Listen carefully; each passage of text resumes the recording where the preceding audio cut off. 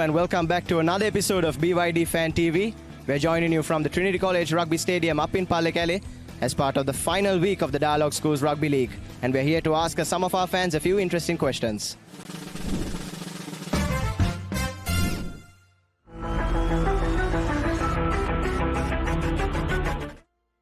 And if you could get one of Dan Carter, Johnny Wilkinson, Brian Habana to mentor your rugby team, who would it be and why? Dan Carter. Why? He has proven himself. Johnny Wilkinson. He can win matches. Individually he can change everything. Johnny Wilkinson. Why? Well, he had proven himself, I think. Yeah. Richie. Why? Why? I have no idea. I would say Dan Carter. And I don't have to explain why. Everyone should be knowing, any rugby enthusiast should be knowing why Dan Carter is. Johnny Wilkinson. Why? He has made matches win, like even the World Cup. He made the matches win. So we have a Wilkinson right here in our own team who can even predict and see what he's going to do. Easily put a drop where the opponent doesn't expect. Brian Habana, because I'm a South African, a Springbok supporter, definitely the South African guy.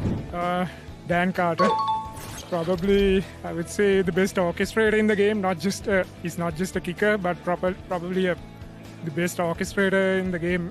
So I suppose he's my favorite, and I would choose him. Wilkinson. Why? Kicking. Right. John Wilkinson. Why?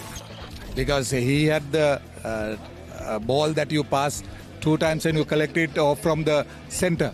So that was the time that in our era, right, that was a try that he used to score. Definitely Richie Mako, because the style that Trinity plays is very similar to All Blacks. So I will go for Richie Mako. Johnny Wilkinson, because of the kicking. Reserve your BYD vehicle today with John Keel's CG Auto by visiting the BYD showrooms or call us on 0112 125 125. Right, and if you could have one of Richie McCaw, Dan Carter, Johnny Wilkinson or Brian Habana to mentor your team, who would it be? I'm not that conversant with the names that you mentioned. I just enjoy the school games, that's all. Richie McCaw, because he reads the game very well. That would be Richie McCaw, because he was a great leader, I believe. And I would say my second best team would be All Blacks. Probably Brian Habana, because I can remember once I saw him, giving a motivational video to our school. I can remember once, I think. So I probably pick him. I would say Wilkinson, because the team is playing really well. We lost the Royal match because of our place kickers messed up. So I think a good place kicker would be a good coach, mentor, I think. Johnny is a world-class player, left footer. I'll have Johnny in my team. Dan Carter, for sure. He's the best man I have ever seen.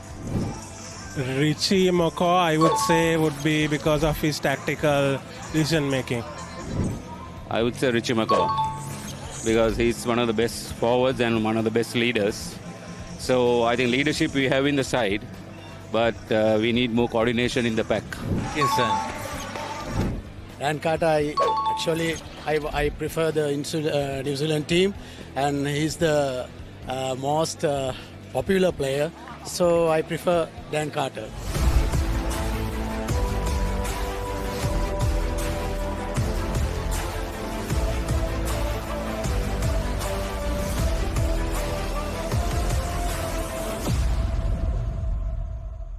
It was a nail-biting game of rugby to put an end to the Dialog Schools Rugby League season for 2025 as the Peterites managed to end the unbeaten streak of Trinity College. But it is the boys from the Hill Capital that have won the league after 38 long years. And that brings to an end this edition of BYD Fan TV. Thank you so much for joining. Catch you again next time. Reserve your BYD vehicle today with John Keel's CG Auto by visiting the BYD showrooms or call us on 0112 125 125.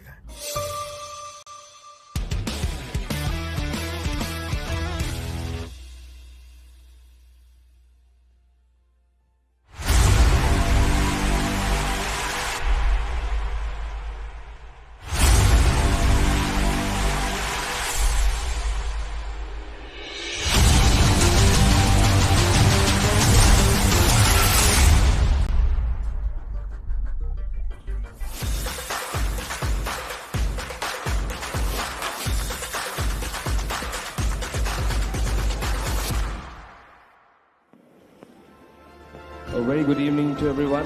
Welcome to the Royal-Thomian Tennis Encounter 2025, the 23rd annual tennis encounter between these two schools. We are playing here at the Nagendran Tennis Complex at the Royal College in Colombo 7.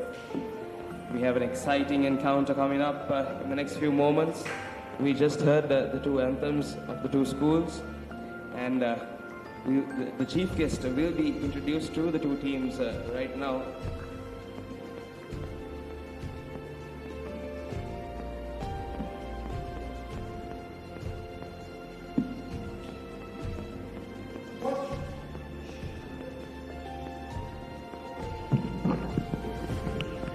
And joining me in commentary, Sean Dwight and Arunasani Ratna. Good evening, Sean. Good evening, Varun. I think the weather so far has kept decent, so we hope to have an exciting day of tennis. I think we are just waiting for the introduction and eventually the handing of the teams or the draw to see who plays whom. So as we see the two teams lined up here at this very special encounter, all of them, chief guest making his way to be introduced to the two teams. And as we take a look at St. Thomas College team, Captain Shavin Nanayakara, Vice Captain Chanakya Pereira, Johan Vijay Surya, Gesant Silva, Sanisha Kulatilaka, Ahil Khalil, Dilshan Balasurya, Zaidan Akbar, Neshka Ratnasingham, Basit Khadar, Kavinda Vijayamana, and their head coach Sanka Tukorala, the master in charge Shantasa, and the assistant coach Dham Chandra Ratnayaka, and the Royal College team captain Methwan Vijayamana, the vice captain Chenul Vikramasinghe, Kavish Madhumage, Sasen Premaratna, Nakib Hussain, Jamal Sabri, Bishman Balaratna Raja, Bihen Was, Ranid Ranavira, Ashmal Bilal. So all these names, Sean, good names in the tennis circuit, and good players as well. Yeah, quite a few, especially if you look at the recent national results.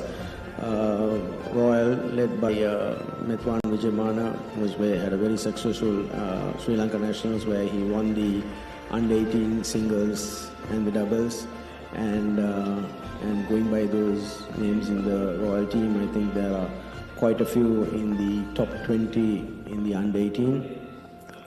Similarly, St. Thomas's, we have Ahil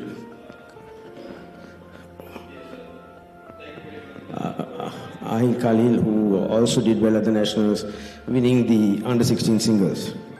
Absolutely. Some wonderful players here today, and we see the crowd is building up here at the Nagendran Tennis Complex as we are just finishing off the formalities. I welcome Arunasani Ratna into the commentary. Good evening, Aruna. Good evening. So we are in for a good contest this time. I think both teams are evenly balanced, and I suppose a lot will depend on the draw. Yes, absolutely. As we just went through the names of these players, some familiar names coming up in the tennis circuit. We just finished off the Nationals tournament played at the SLTA, and Methwan Vijayamana making his mark there as well in the under-18 category with that unbelievable finals. Methwan had a lot of success in the singles and doubles, and unfortunately was not able to play in the men's singles because of injury. so he had to give a walkover. But at the same time, Ahil had a very good run. Ahil Khalil of St. Thomas has been in the under-16, and I think on the whole, both sides have players who have done well coming up to the quarterfinals in the men's singles as well. Bhishman Balrathan Raja came to the men's singles quarterfinals. Yes, a couple of players who have come to the top in these few tournaments in the last few months. Aruna, and it will be nice to see the competition between these guys today here at this important event for them, the Royal-Thomian Tennis Encounter 2025. So over the years, I have seen that lots of players, apart from what they do during the year in the tournaments, I think there's a lot of passion to perform very well in the Royal-Thomian, and they have come out with performances that have been way above what they have been doing during the year. So I'm sure we will have same kind of output from, and there we can see the teams exchanged by the captains. Yes, the two draws have been exchanged by the captains, and we will be starting the first match shortly. But as you were saying, Aruna, during the year, it's one story, and when it comes to playing for your school, it's a completely different one. We have seen some incredible performances from these players when it comes to representing their alma mater. Absolutely, you're 100% right, because like at least 2 years ago, I can remember there were two matches that kind of went against form, because there were players who played out of their skin in the Royal-Thomian, especially Ryan Sugata and Rishen Dwight. Their performances come to mind. That was a very exciting tie, very exciting match. So I'm sure we will have more of that kind this year as well, considering that both teams are equally balanced and there's no clear favorite. Absolutely, and that will be what the viewers will like to see as well. And we will be hoping for some exciting tennis as the crowds are building up here at the P. Nagendran Tennis Complex at the Royal College. And in a few moments, we will have the first two matches underway. Also, so I think the stage is set very well, because the under-13, the prelude to this was the two age group events, and the under-13 was won by St. Thomas's, whereas the under-16 was won by Royal. Yes, and as you see, the Royal is quite excited on their home turf, getting ready for this important match. And the Thomians not backing out either. And we will be back with the first two matches after a short commercial break. Stay tuned on the Papare for the live action of the Royal-Thomian Encounter 2025.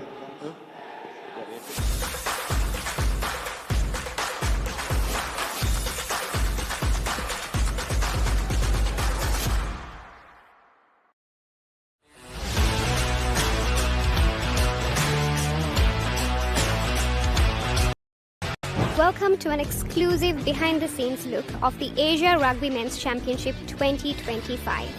Today we're thrilled to bring you a thrilling encounter between the Sri Lankan Tuskers and the United Arab Emirates in the iconic racecourse grounds in Colombo.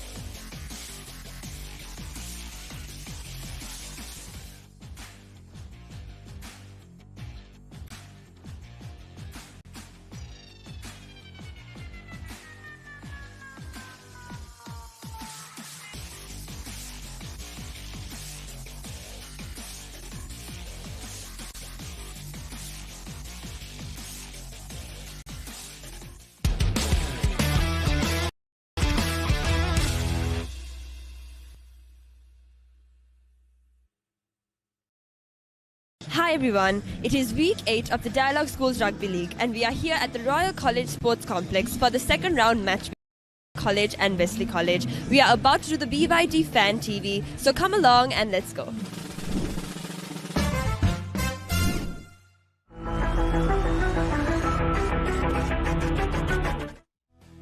So to be a dream rugby player, from these below names, pick one player. From the category of speed, Jayasinghe, Radhika Hettiarachchi, Chandrishan Pereira or Summa Navaratnam. I would say Summa Navaratnam and then Chandrishan Pereira. Summa Navaratnam is a legend.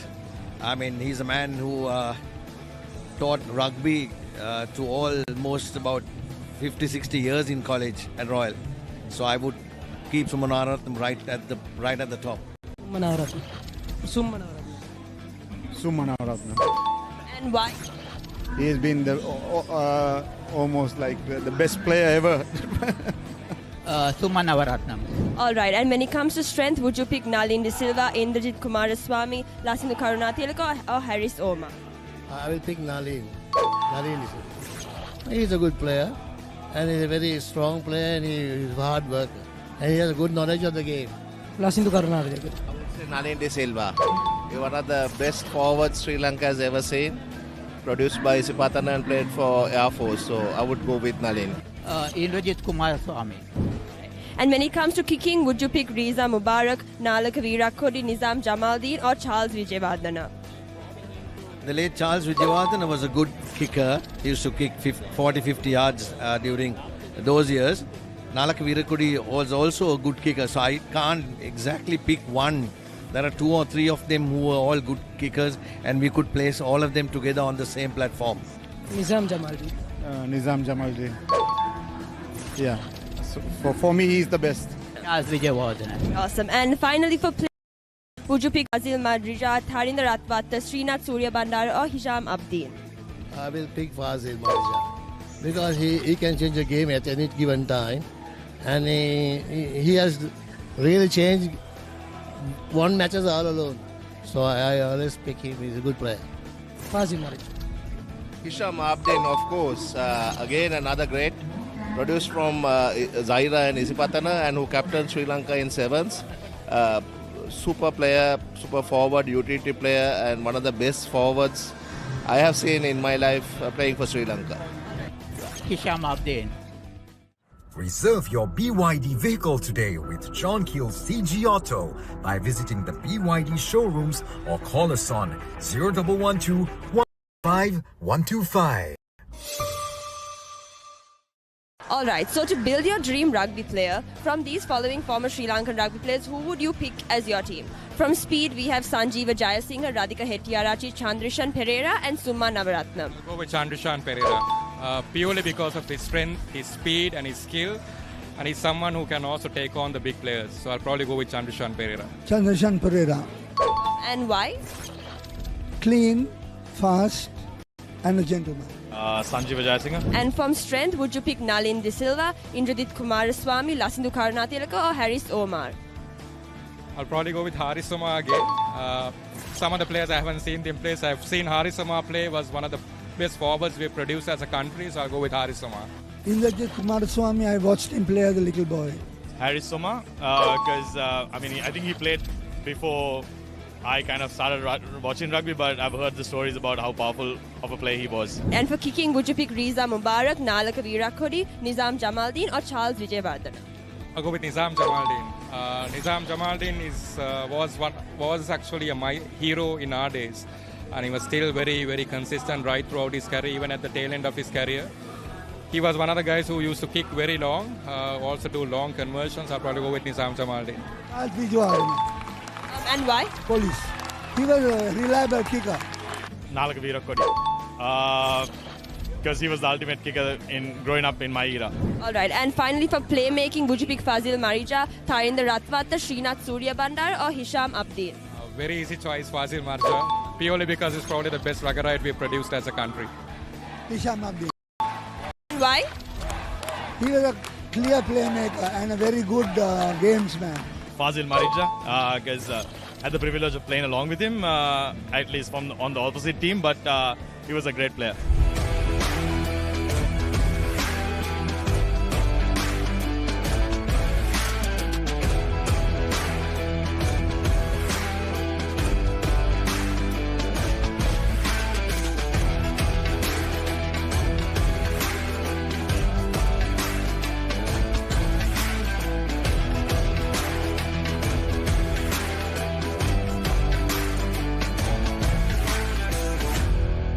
just as we see with some of the former Sri Lankan rugby icons, there is much potential here at the Dialog Schools Rugby League. Stay tuned with the BYD Fan TV as we continue to build our dreams.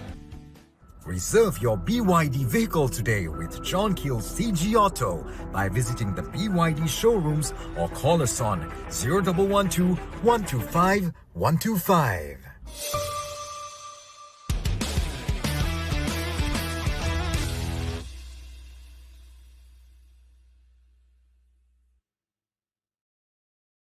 Hello and welcome back to another episode of BYD Fan TV.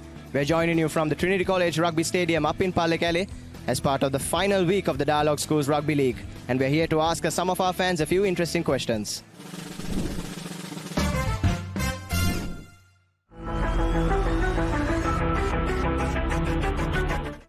So, how old were you when Trinity last won a league? I was 3 years old. 11. Would have been 22. Yeah. I think I was not even born at that time. I was in the 87 batch. Really? I was not born yet. Right. I was about...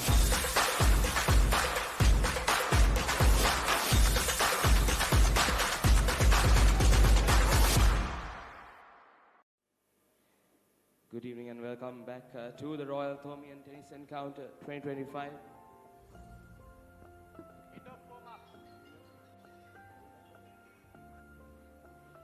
Good evening and welcome back to the Royal Tennis Encounter 2025. We are here with the first doubles and exciting encounter it's going to be.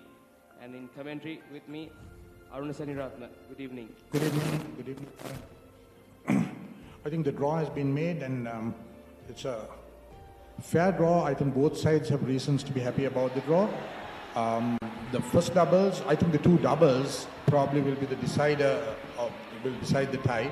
So the first doubles will be a very interesting matchup between Abdul Basit Khader and Zaidan Akbar of St. Thomas's playing against Kavish Madurge and Chinul Vikramasinghe of Royal.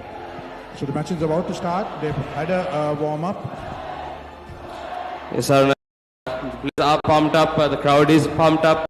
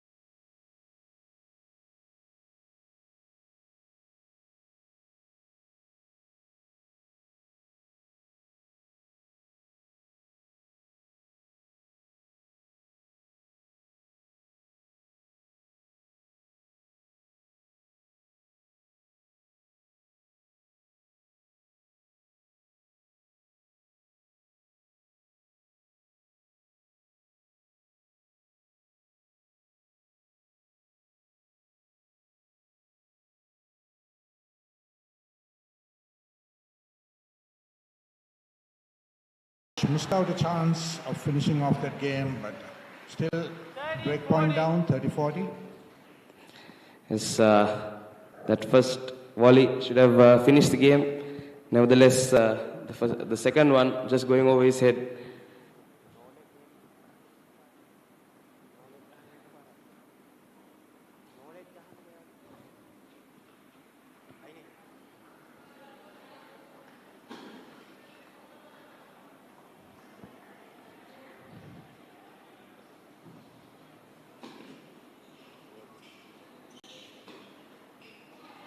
So that's an early break to Royal, up by 2 games to Lab.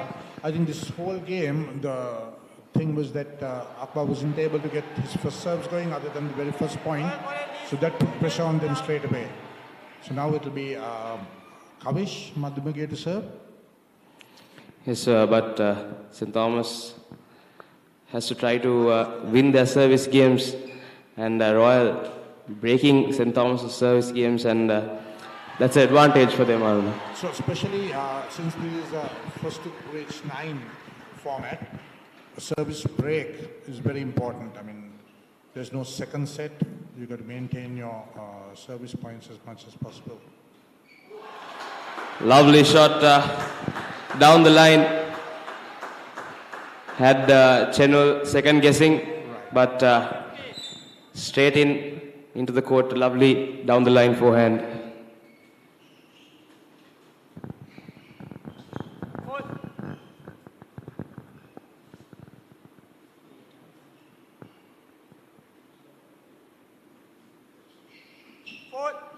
You can see that all the players are very nervy at the moment. I mean, that was a double fault now, so each of the guys have already served double faults. They're not getting their first serves in, but they will slowly ease into the game, and then we'll be able to see much more tighter tennis. Absolutely. I think in just a couple of games in, we will see a bit more tight tennis, and the nerves will ease out, and we'll see the increase of the quality of tennis towards the evening.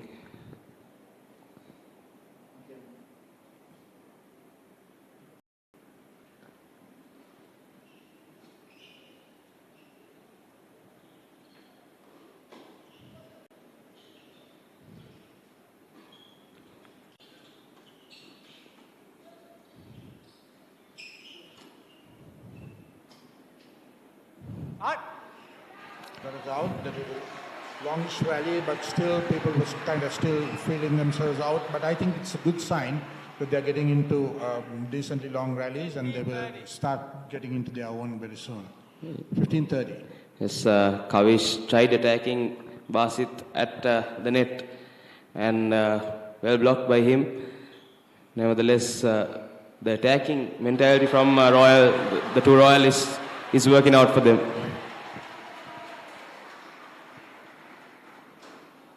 That is a very good first serve by Kavish. So from love 30 back to 30 all. It's important that he gets his first serves in, because that will not only put pressure on them, but put pressure on the opponents, but also give them the opportunity of winning points fairly easily. Absolutely. Look at that replay of that serve. And talking about these players, most of them are quite young, playing in the under-19. They still have a couple of years on them. So Kavish has 2 more years, and Chenul has at least 1 more year. That's another good first serve by Kavish, giving him game point. It's 40-30. You can see 40-30. Royal's support coaches, Dilwan Herat supporting the players from the side of the court.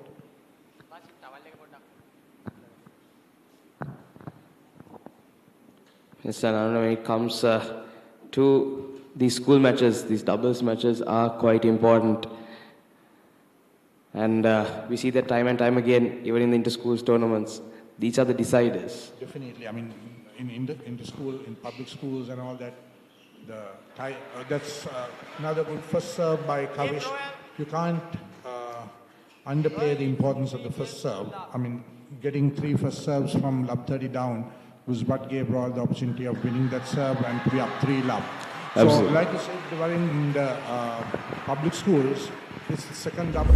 the singles and all that, especially the two doubles that decide ties. Yes, you're talking about having that first serve. We saw 3 first serves coming straight back to back, and that was the difference between the two pairs, the serve as of now in this game so far.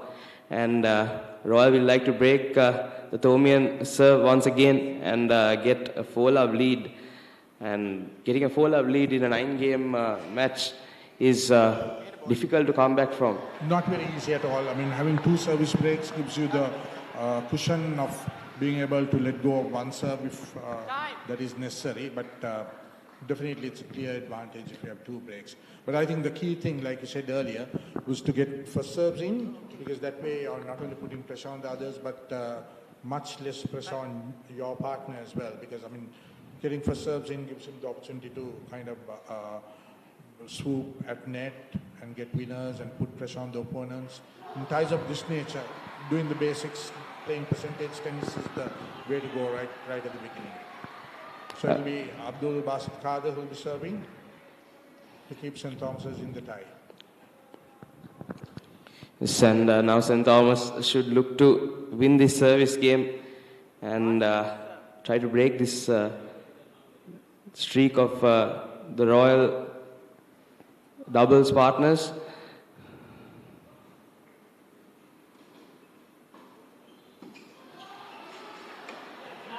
Very well played by Kavish. It was a good return by Chenul. He didn't give too much pace to Basit. So Basit also, that was a smart serve by him. He didn't go full pace.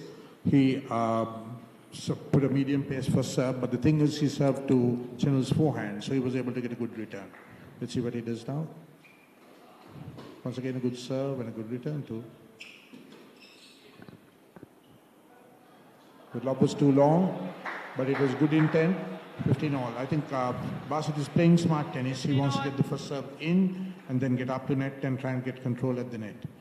Yes, absolutely. And I think especially playing doubles on hard court, it's quite important when you're having your serve to go to the net and try to finish the point off there. Control at net is pretty much everything in doubles.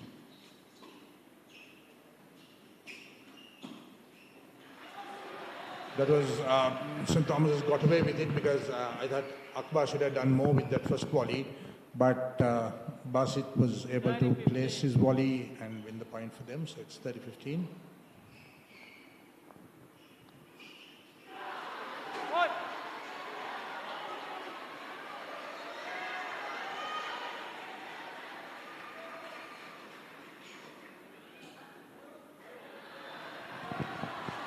And the Royal is just easing out a little bit in this game. And Basit taking full advantage of his service game. 40-15 to St. Thomas's. There was an unforced error on the second serve. And I think you can't afford to take it easy in a match of 9 games. It's over quick, so you got to stay focused, stay on it throughout the match. Right, no easing. There is a very good return again by Chenul. Chenul has been returning particularly well, especially when it's served to his forehand. He's not giving height at all to Basit to volley. And both times he got those low returns, the points won by Royals. 40-30.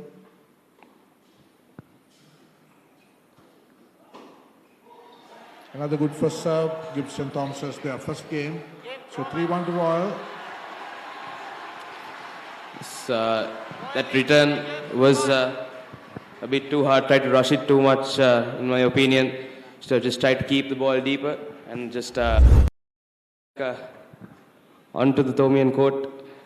More importantly, Virun, like I said earlier, I think getting the first serve in, that is the key here. So I mean, that one, it wasn't, it was something that was aimed at the body, so that didn't give enough room for the guy who was returning to get too much pace behind the return. Absolutely. So basically getting first serves in, that's key.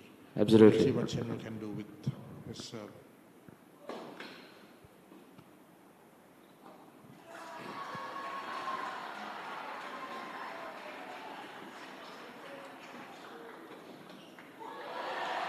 Very good volley there by Akbar.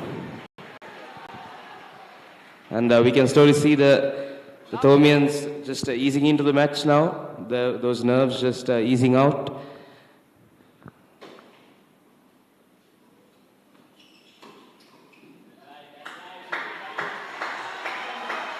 Once again, Akbar was unable to cover the alley down the line. So they kind of have been trying to get Akbar on the forehand volley. I think he's made a couple of errors there. I think 15 all. Good for serve.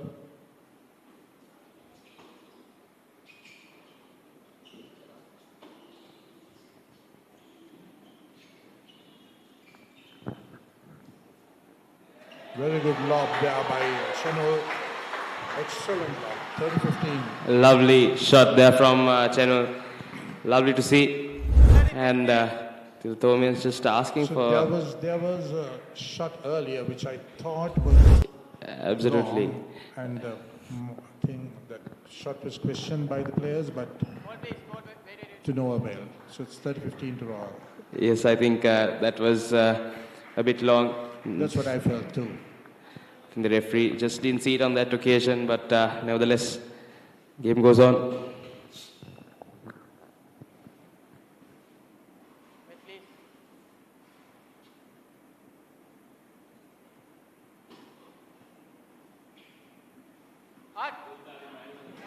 So that's outside. Second serve. I mean, these both sides have been making these unforced errors on second serves. So 40-15 to Royal. Yes, I think they have to concentrate on this second serve return. It's the easier serve to return, and just placing it right, maybe to the backhand of your opponent, will do some good.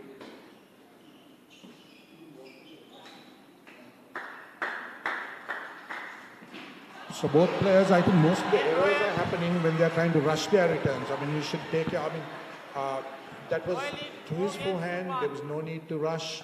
He could have kind of easily placed it cross court. But strange things happen when you're under pressure. Yes, and Cheryl and Kavish take that, and Royal lead 4-1 now. And like we were saying, it's about the 4-1 lead. You know, having 4 games in a 9-game match. What do you think? What do you think about the mentality of these players, of the Thomian players now being 4-1 down? I think from the beginning, all 4 players were not too settled, but Royal had the advantage of serving early, so since they were ahead, they were able to put pressure on Zaidan Akbar's serve. So that was the difference. I think his serve, other than the first serve where he got the first serve in, they were not able to get the serves in. So I don't think that Royal is playing so much better yet, but it's just that the Thomians haven't gotten into the game, and Royal have made good use of that to take a 4-1 lead. So now I think Royal are in a better position to kind of play a little bit more adventurous tennis, and the Thomians, I think it'll do them well if they kind of play steady enough, at least start winning their serves. You can't afford to make errors. Yes, and I think it's important to just go back to basics, play your basic doubles right, you know, and especially the volley. That's the important part that the Thomians, they have tried it very well. It has worked out on some occasions, but they have to be consistent with it. The Thomians, I think they have got the basics right. I mean, they've been coming to net, but it's what they do when they come to net that has been letting them down. So once again, a missed first serve by Akbar.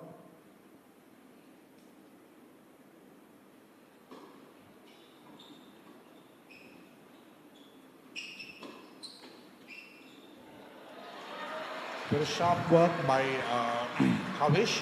Kavish has been coaching very well at net, although he has not been putting away the volleys. They have been getting into good positions, which have been putting pressure on Basit. Yes, and I think that intent is quite important Exactly. in doubles. I think it was the intent that won him the point rather than the execution. Very good first serve. You can see the difference when you get the first serve in. And especially to the backhand, you see that fast serve coming in on this hard court. Not an easy one to return. 15 all.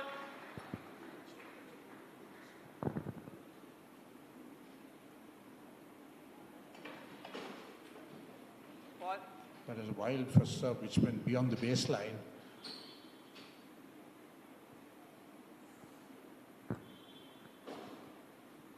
it's a double fault. I mean, you need to kind of spin your serves in when you're serving long. Lots of the times when players are nervous, what happens is you serve short and it goes into the net. But when you serve long, it's not too difficult to address. You've got to spin the serve in, make the ball come in. Yes. It's an easier thing to do. Yes, and I think with the nerves, when your toss goes haywire, and I think that's what causes these double falls.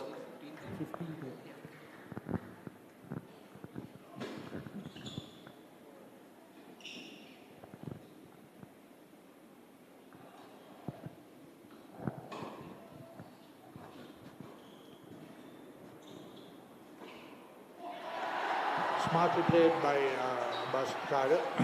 There was a good rally there. Once again, there was a call that I thought was a little bit dodgy, but still there weren't too many complaints. So it's 30 all.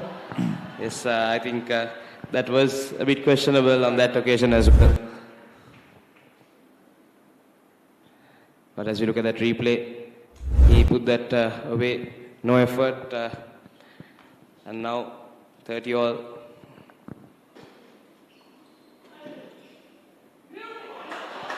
There was a bit of misunderstanding between the two players. It should have been taken by the guy who returned, that is Chenul, because the one at the net, the ball had gone past him. So anyway, smart volley by Basit. So 40-30. That ball was in no man's land, and only the returner could have gotten to that. But good volley, good take from Basit. It was a heavy forehand going down the line that he returned, and well done by him, yes. Yeah, 40-30.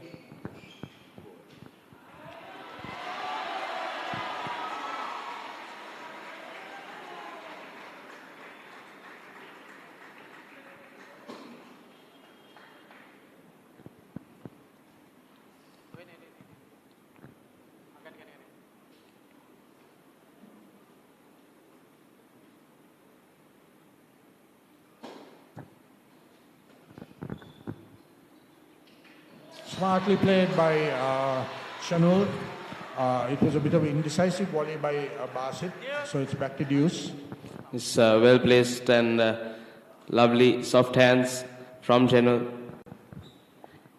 And as we talk about placements, you know, in doubles, placing the ball in the court is quite important, where you place it. Generally, hitting down the middle is the best option, especially against combinations who have not been playing together too much. That will create a lot of uncertainty, and the safer shot also is to hit the volley down the middle. So it's back to deuce.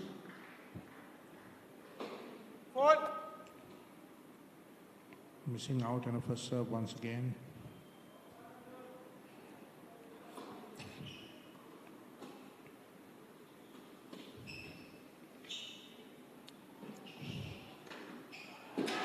Very smart play by Kavish, because Basit has been very indecisive.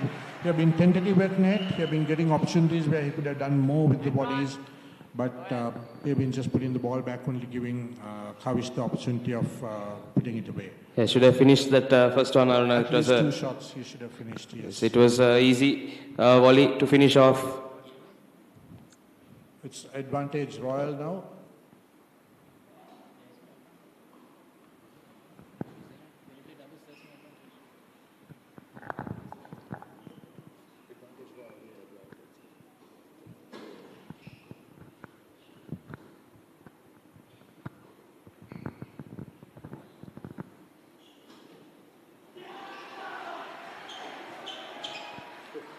So that was an opportunity for Shanul to win the point, but he hits the volley out. So it's back to deuce. Meantime, on the other court, the singles match is 2-all, match between Bilal and Chanakya. Yes, and seems to be quite a good match going on in that first singles. And the crowd is getting behind that one as well. Exactly. So very important game here for St. Thomas's.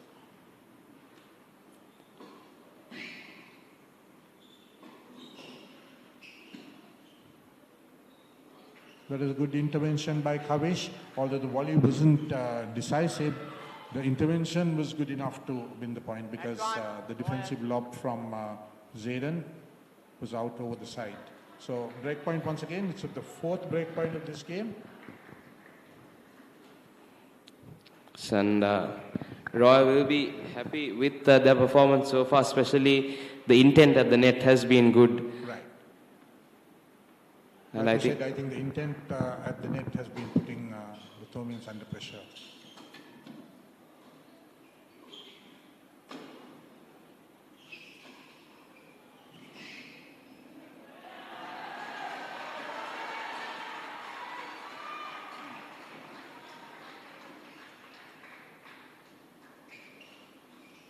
Very good rally going on here.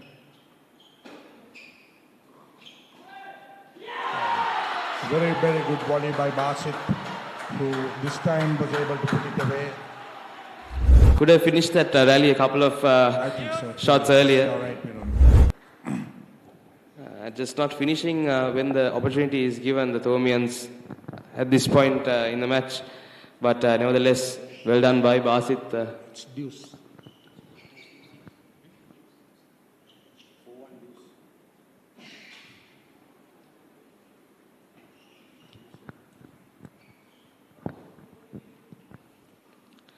So if Basit eases into the game, I think Thomians will be able to start taking the upper hand. But at the moment, tentativeness from Basit. But that was an opportunity for Chanel to go down the line, but he was unlucky, so it's advantage St. Thomas's. Yeah, missed opportunity. He read him well on that occasion, but the execution just going to the net, but the right shot, but execution was just not there.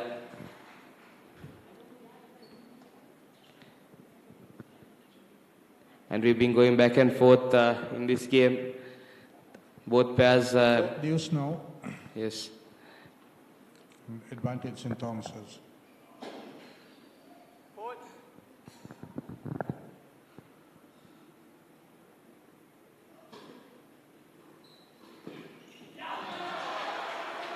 Wasn't decisive, but the intervention was good, the intent was good, so gives St. Thomas's the game. So it's 4-2 to Royal with Kavish to serve now. So now St. Thomas's, they are slowly creeping back up. I think that is a very important game. If they lost that, that would have been 2 service breaks, which have been too tougher in the game. So at least they're back in the game. Absolutely. And it could be quite important for them if they can break this Royal serve, the Thomians. They'll be back in this match for sure.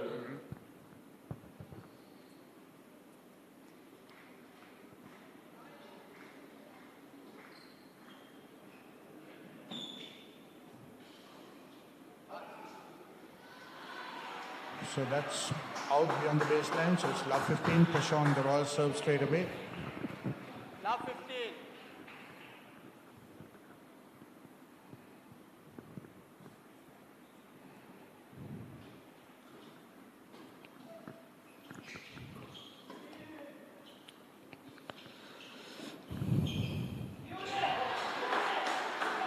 Good volley up there, so it's love 30, pressure on Royal straight away. One good thing about Kavish is he generally has been serving steady, but this time, since after that last game, which was a long game, the Thomians are in the game, I feel, and they're hitting the ball a little bit better.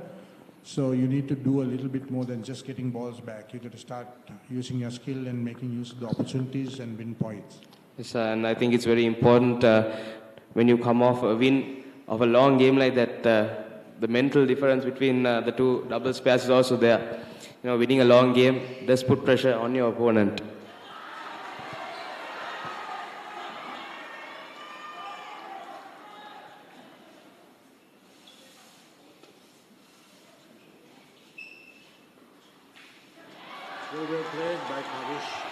So that is the thing about Kavish. I mean, when you give him opportunities, he's very quick to pounce on it. It's just that the Thomians should make use of opportunities that come their way much better, rather than give short balls, you're asking for trouble. Absolutely. And now I think the Thomians, they seem to be a bit more confident than what they were in the past few games. Well played by Royal. That was good intervention by Chanu. So from love 30 down, they are back back to 30 all. And well intercepted there by Chenul. It was a typical doubles finisher at the net. So the whole thing is all about making use of your chances. I mean, you have to put away the volleys, especially when the opportunity is there, because otherwise you're letting the others get back into the game. I mean, a hard-earned lead that you have to make use of it, consolidate your serves. Good comeback from love 30 down. Let's see what goes on. It's 30 all.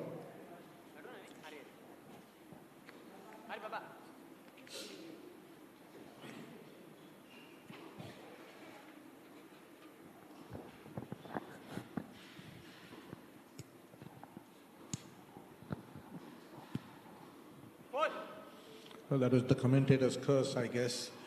Just when I said that he had been serving steadily, he comes up with a double fault at a crucial time at 30 all. Break point to St. Thomas's to get back on serve. Yes, and what's important about the serve is if you get that serve right, it's quite easy for your partner to put the ball at the net and finish off the point. So I think that first serve is quite important to do that in doubles. Exactly, especially with the opponents not being free enough to hit winners on returns of serve. The first serve, getting the first serve in is that so important.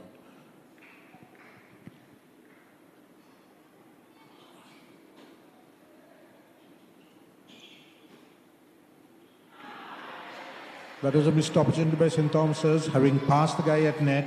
It was read very well by Kavish, who came and returned the ball, but Basit wasn't able to make use of that. Having said that, it was a good return by Kavish as well at Basit's feet. It was a tough volley to hit. So that was a good return by Zayden. And I think the Royalists have made sure whenever the Thomians came to the net to hit that ball low towards their feet and not help with that volley. Right. So considering that Basit is fairly tall and so is Zayden, they fancy their chances at hitting at their feet rather than lobbing over their heads.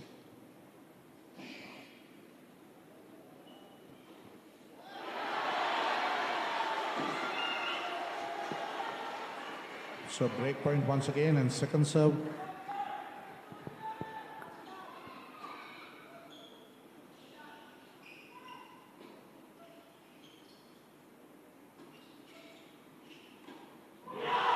Very good play by Basit. He was very composed. He was in no hurry with the first two volleys, and when his opportunity came, he pounced on it and hit a good cross-court volley there. So Thomians are back on track, broke Kavish's serve, so it's 3 to Royal with Basit Kardit to serve. Yes, as you look at that replay once again, firm from Basit, and now their intent is showing. They seem to be pumped up. And slowly and surely getting back into this game, the Thomians. I think that long game where Zayden was under pressure, he was down 4 break points, but still they came back to win. It has given a lot of hope and a lot of confidence to the Thomians. That was evident in the way they played Kavish's service game. Basit seems to be taking control at net. He was in no hurry. I mean, although it would have been, you expect an experienced player to take all the chances that come their way, but he's probably going down the way of being more in control in the beginning before pouncing on opportunities. Yes, and now Basit and Zayden will like to break this Royal serve and to equalize in this match.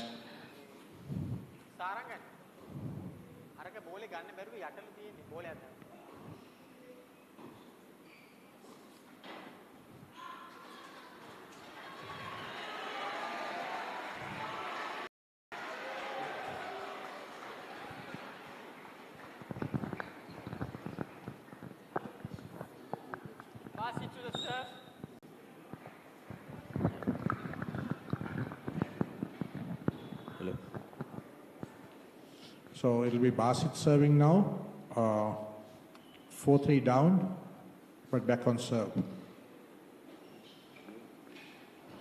A good first serve, but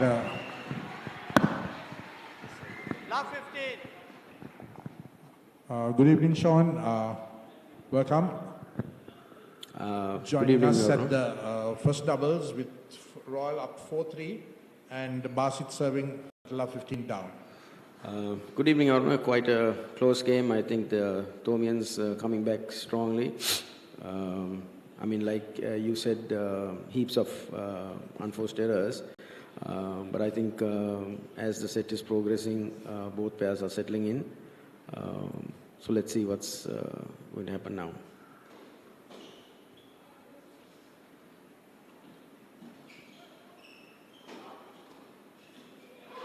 That was a good volley by Zayden. See, Basit is starting to serve well. He's getting into his zone with his serve. Little by little, he will get into the game and start controlling, because that is what is expected from the senior player.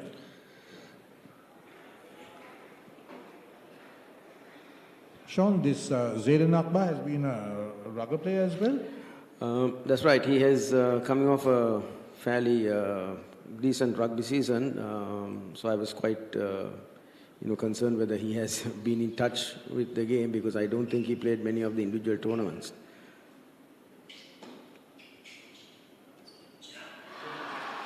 So that was an opportunity that was not taken by Zayden, but St. Thomas managed to get a second chance because Royal was not able to pounce on the loose return by Zayden, and the situation was retrieved by Basit. So it's 30-15.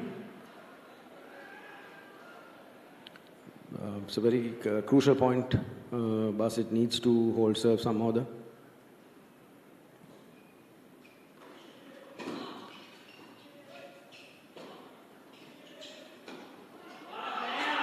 Well played by Kavish. I think Kavish knows to construct points pretty well. He does the low returns, and when the ball comes up, he hits down the middle. It's very smart play, percentage tennis played by Kavish, instead of trying to be too ambitious too early. Yeah, I think Basit also needs to, as you said, is the senior player. He needs to take a bit more control,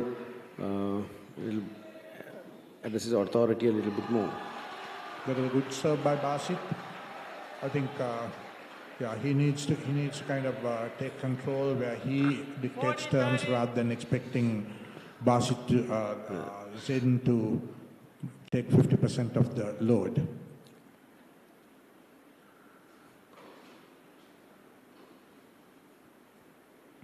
Wait, please. Wait, please.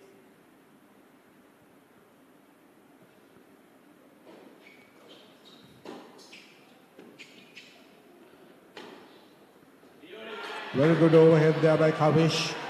So it's back to deuce. I've been very impressed with the way Kavish has been returning serve, knowing that Basit likes to come up if there's a short return. He's been pushing, even if he doesn't drive, he's been pushing his returns deep, keeping Basit at the back.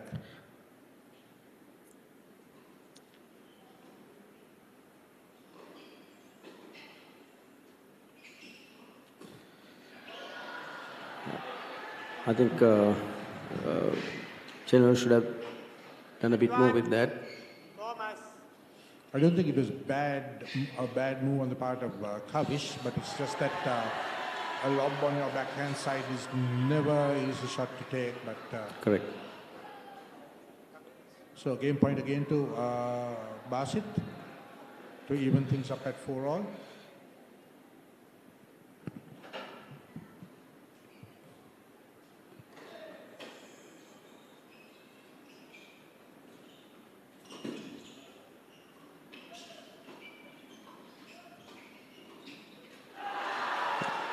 So fairly good play by Zayden, but I think it is all down to good serving by Basit. I mean, now it's 4-all, back to square one, and now I think we will be able to see some good tennis because the nerves are over, I hope, and everyone has got into a decent serving rhythm. A good hold by Basit and equalizing. And would have given Zayden a lot of confidence also, although he started the game pretty ordinarily, missing 2 volleys at net. He finished off with a confidence-boosting cross-court volley. Good first serve there by Chennai. Good first serve by Chennai. 15 love.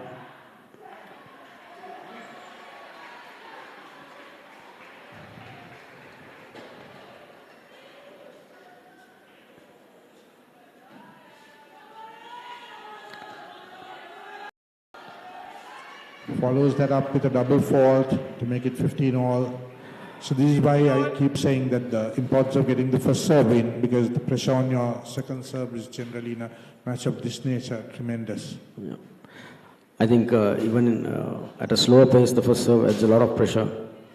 Yeah, there you could see that it was a very slow-paced second serve that was put as the first serve, which forced error.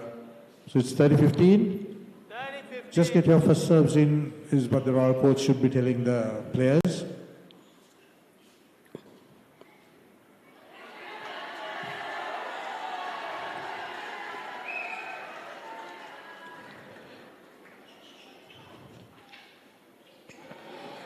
So that was very lucky, but then once again it was getting the first serve in that made the difference. So a lucky net cord for the Royalists. Yeah, very unfortunate for the Thomians. I hope the Royalists said sorry, because the US Open we saw a huge controversy about Townsend not saying sorry to Ostapenko, and conversation is still going on. Yeah. So 40-15.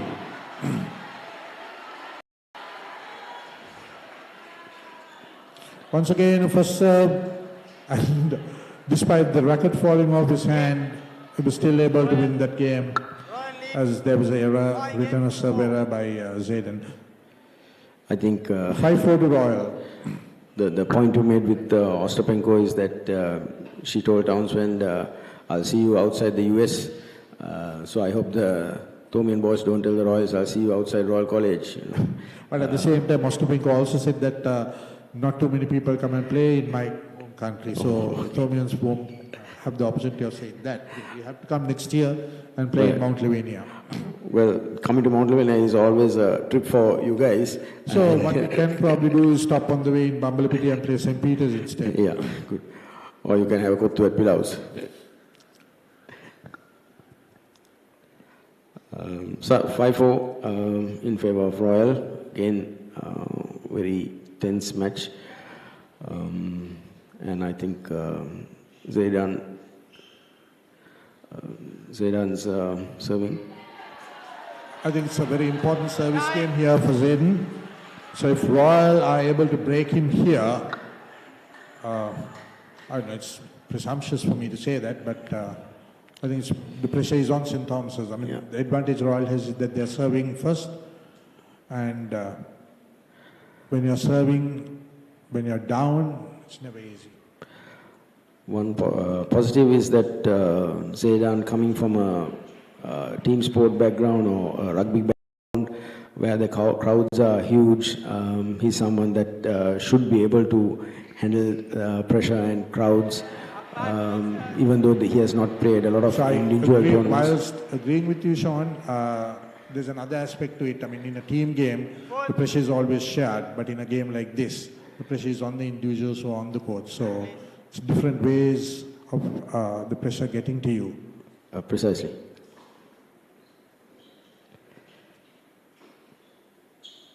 So there is a good return, and the return from Zayden was out. So love 15. Love 15. Yeah, the Royalist pulling him to the corner and forcing him to make that error. So Basit made a valiant attempt of trying to intercept the return from Chenul, but he was not able to. It was out of reach. So love 15.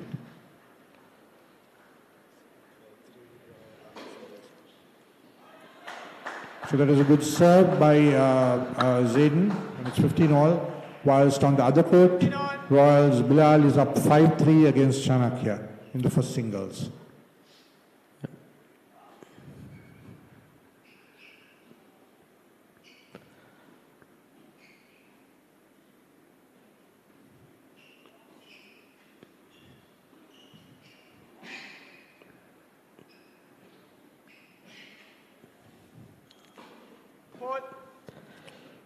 First serve is long. Zayn will be better advised to get the first serves and focus on that.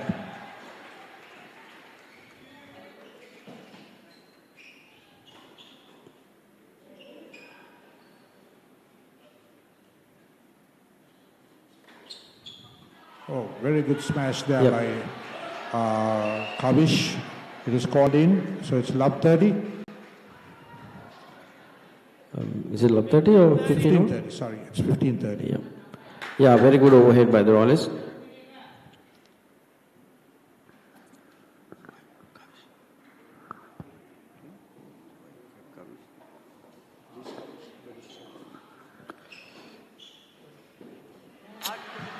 So Chanu misses that volley, although his intent was good.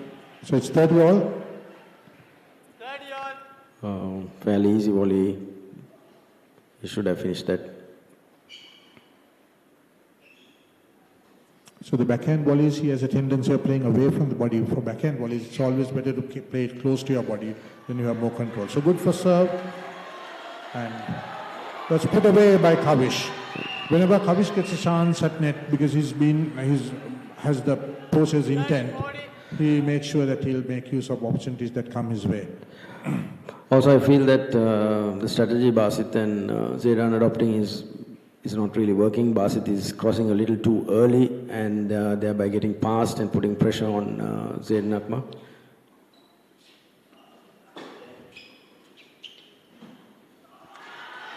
So that's a very good return by Kavish. Although Zaidan's return was also in, Kavish was able to flick it through, and I don't know, for whatever reason, Zaidan didn't seem in a position to return that ball. So Royal have broken again, to be up 6-4. Very important break. I think Basit's interventions in that game wasn't what was expected of him, Sean. Yeah, it was very patchy, and he put a lot of pressure on his partner by crossing too early.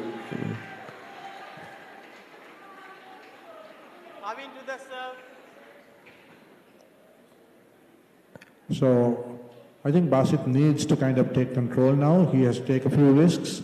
6-4 means that Royal just need to keep holding their serve in order to cruise to win victory. Cruising is not the word to use at this stage in a match of this nature, but still, unless the Thomians take matters to hand, it's not going to be that easy for them. Another one of those good low returns by Kavish. He had been very consistent with that, and that have been winning him points. 15 love. Yeah, I think the Thomians are finding it difficult to that dipping return. And also Zaidan chipping and coming up may not be the best idea right now. I think he should drive the ball a bit more.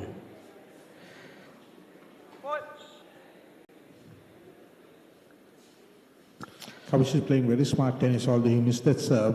You can see that he's cutting down the pace and trying to get deep for serves in.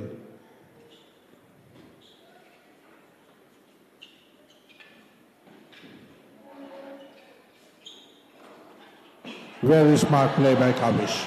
Extremely good. I mean, after having lobbed Zaidan at net, he came up and then hit the, without being too fancy, he hit the smash right down the middle. So it's 30 love.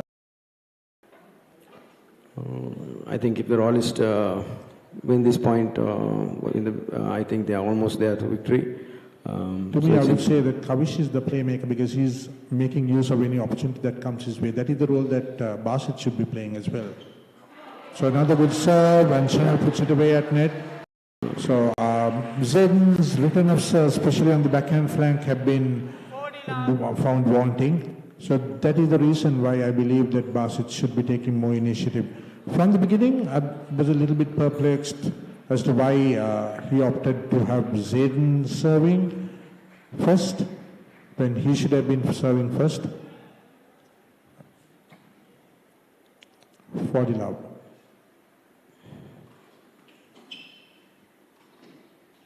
Easy put over for Chanol, following a very good first serve by Kavish. So it's 7-4 to Royal, change over, and time for the Thomases to do something serious about this. Just a question, Arun. I think if you had a look at Kavish's serving action, is a bit of quite a different serving action. He has like kind of a... he has a slight round down action, and also it's a bit weird to see a person with a low toss having a round arm action. But still, it's been very effective. I think it's his intent. I mean, he's trying to kind of spin it in, and where the ball keeps following you to your body. He's not going for the corners. He's serving down the middle, which is cramping up the opponents, where their returns have been very cagey kind of returns, and the guy at net, Chanul, has been having easy putaways. Yeah, I feel with that kind of style, he doesn't get a lot of pace, but has a lot of top spin coming off it, and as a result, the Thomians are and they are struggling a bit on his serve. You know. I think more than anything else, Kavish is controlling the game very well. I mean, he's using the length and pace and everything so well. Whereas that is what you would expect from Basit.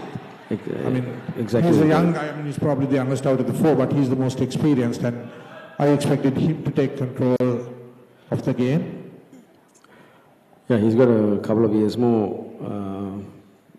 Also, I think I think our viewers should be aware that the age limit for this, unlike the public schools, is that in the public schools, it's when you turn 18, it's your last year. But the Royal-Thomian, when you turn 19, you're eligible to play because many kids are still in school at 19. So to give them an opportunity, because they miss out on the public schools, to give them an opportunity to play a big match like the Royal-Thomian. You know. That's a good point. But still, what I'm saying is that Basit, with his experience, he should not be thinking about how young he is compared to his partner. That his experience in tennis is the thing that should be giving him control. So there we had a first serve, weak return that was missed by Zayden. I don't blame Zayden for what he's doing, but I would expect Basit to take more control and to ease the pressure of Zayden.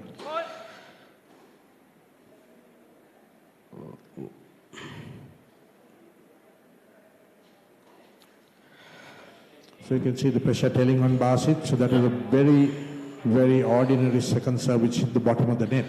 So it's love 30. You can see that the Royal doubles pair, they have been obviously practicing together a lot, and they have a much better understanding with each other, and they know what their roles are.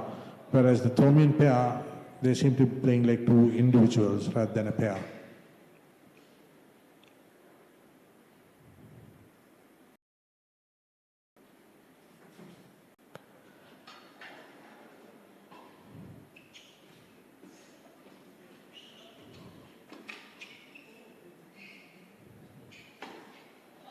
Yeah, very well played by Kavish once again. So they are kind of attacking Zayden, and they know that his volleys are suspect, and when the ball comes up, Kavish is with the cleaning up job. So it's love 40 on Basit's serve. Yeah, I think Zayden Akbar is struggling at the net a little, not really finishing those points.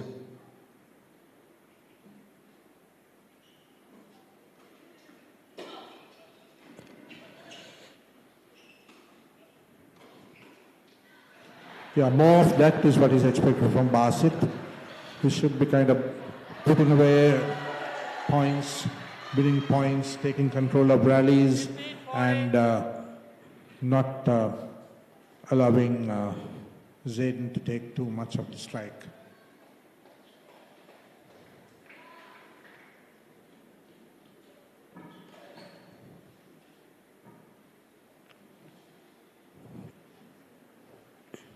So 2 break points on Basit's serve, which will put them down at 8-4.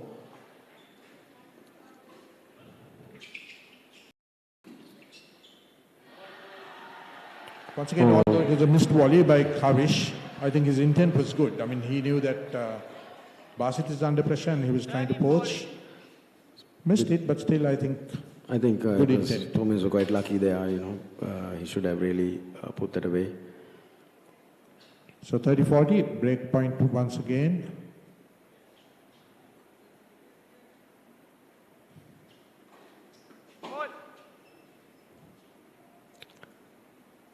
First serve was long. Another poor return by Kavish. I think. See, you can see that, that's the kind of first serve that you require. I mean, like, spin the ball in straight at the body, cramp the opponent. The chances of getting a weak return or a missed return is much more. Yeah, so giving Thomians a bit of a window, an opportunity now to come back into the game. So meanwhile, on the other court, Royal is up 6-4. That's more the reason that the Thomians need to put pressure on, more pressure on try and win this game.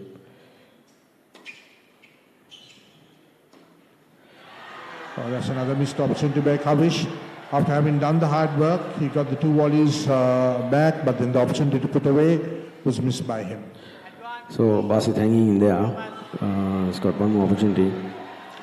I must say it's very cagey, nervy tennis that is being played by them. I would expect Royal to kind of step up the ante and start going for it, considering that they have a service break. So, game point to Basit.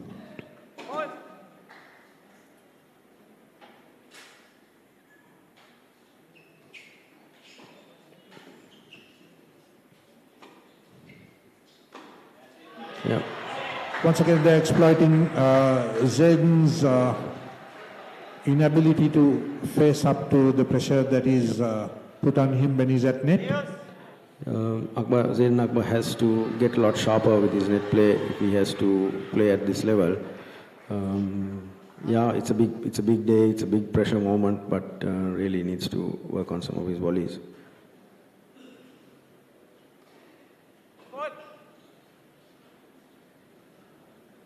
Close serve that is called out. So it's second serve from Basit.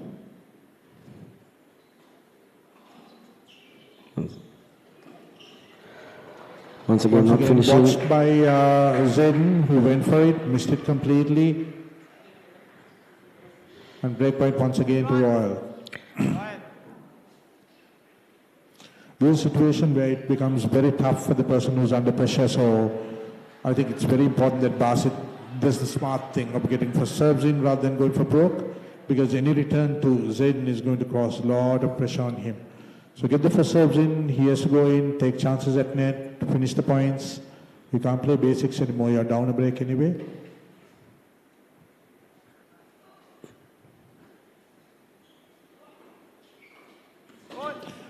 And this comes to the pressure, it's a double fault, which gives a second break to Royal. So Royal are up 8-4 and now serving for the match. Would you know what's happening on the other court? 6-4 to Royal was what I heard last. So it's looking as if Royal will go 2 up in this tie, and the Thomian chances of... now it's 7-4 to Royal. Okay. The Thomian chances are getting slimmer on retaining the trophy.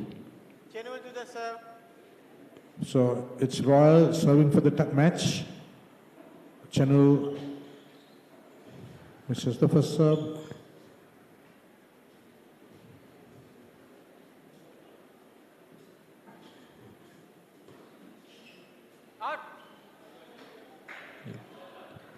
It was called out. That return by Zaiden was called out, so it's 15 love to Royal.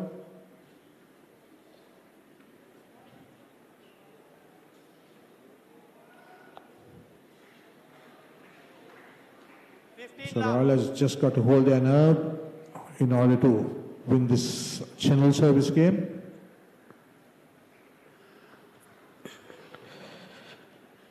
I think Coach Sankar is dishing out orders. I think the best he can do is to try and calm the 2 players. Another good serve by Chenwell. So it's 30 love, 2 points away from the match. I think Sankar was more than trying to encourage the players. I think he was protesting about the line call, if I'm not mistaken. Okay.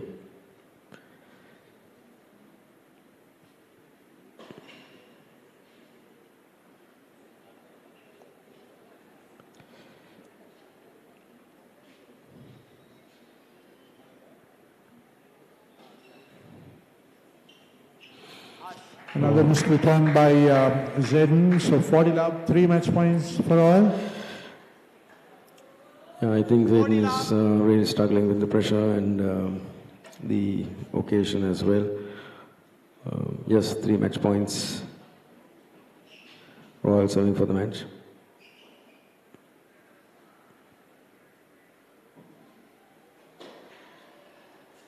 Good first serve, and that's the match. So it's 9-4, the first doubles to Royal, and I think that's a very important win. That could be the decider, although it's a long way to go, it's early days, it's the first match. I think that is a very important win for Royal. So now it's, I'll hand you over to Varun to give a summary of the match. I think it was a good match. We saw both pairs were struggling a bit in the start, but Royal steadied and they eased off their nerves, and we just had a power outage of the lights. I think we should be apologize back for that inconvenience. Soon, yeah. Varun, I feel the Thomians came back, had an opportunity. They really came back, made it 4 all. But from there, Kavish really took control and took the game away. The Royal pair deservedly winners and take the 1-0 in the tie. Absolutely, as we look at some of the highlights from that first doubles, the Thomians did make a comeback. They did fluster the Royalists at one point, but they did get back under pressure after a few games. Correct. And that's what costed them that match. Yeah, as we spoke in the beginning, this the format is first to reach 9, so it's not like a best of 3 sets. So you really need to keep the lead, because you can't like normal and drop a set and can come back. So here it's basically just one long set. So it's important that you keep the pressure and keep the lead. So unfortunately the Thomians could not do that after coming up 4 all. Absolutely, I think what you said was on point. You can't manage to come back from a set because you just have 9 games. But I think it's important when you're under pressure, at least one of the partners have to be calm and get the other guy back on track. And that's what's important, and that's what we didn't see from the Thomians. Basit, he tried his best, I think, but it wasn't enough to keep Zedden on track. Correct. I think the pressure put on him by the Royal pair, because both of them are playing regular tournaments. Both of them are in the they're in the top 20 in the under 18. They play a lot of doubles. I'm not sure if they play together, but I have noticed that they play a lot of doubles. Doubles is very different to singles. Well, a lot of people think that doubles is much easier, but the space you have is so limited. So you've got to be a lot more sharper. And you have to be you have to have super reflexes, and you've got to be a lot more smarter. Yeah, absolutely. It's more of a tactical game of tennis when it comes to doubles. It's people think it looks easier, but it's tactical. I played doubles during my school career as well, and when it comes to school matches, doubles is the peak. Exactly. And that's what everyone gathers to watch as well. You can take the recent US Open was a very good example. The mixed doubles, we had all the top singles players playing in the US Open mixed doubles this year. But at the end, the eventual winners was the Italian pair who were double specialists. So that itself shows you that the doubles, you've got to be a specialist in doubles. Yes, and we have coming up next on this court the second doubles. Jamal and Nakib will take on Maneshka and Kavinder, and back shortly after a commercial break. Stay tuned to the Papare for the Royal-Thomian Tennis Encounter 2025.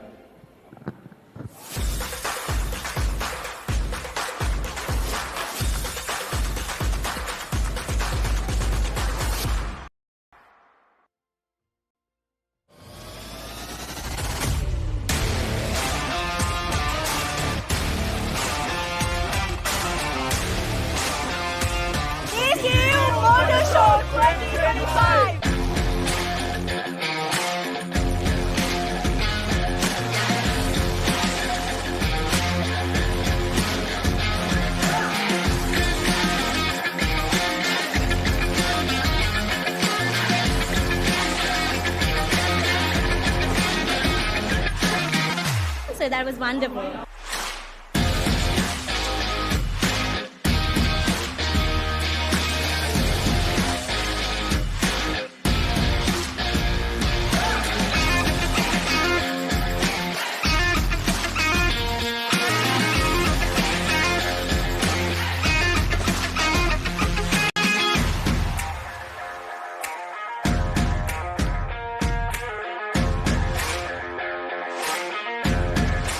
It was a fun event.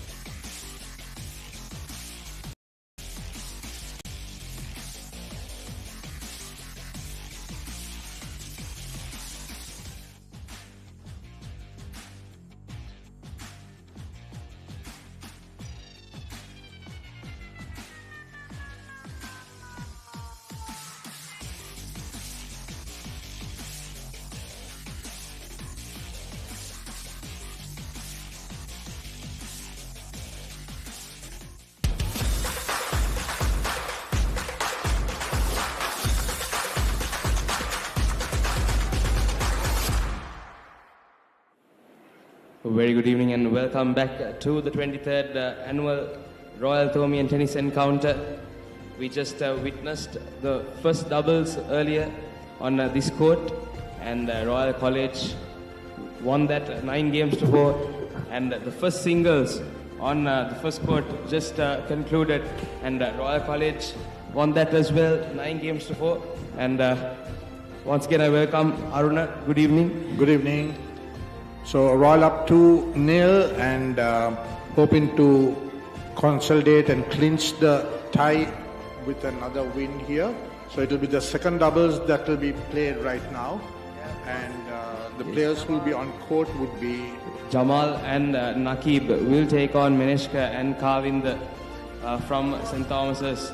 Jamal and Nakib, both these players have played a lot of doubles together. Right. And they will be well seasoned for this match. Right. So Meneshka has a lot of experience, and it'll be an interesting match, but I would say that the Royalists have the edge. Once again, it started off just like the first match with a double fault.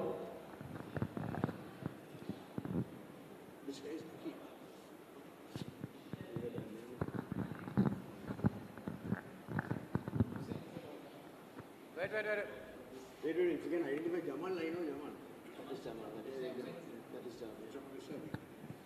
Jamal. This is Meneshka. Meneshka, the left hand,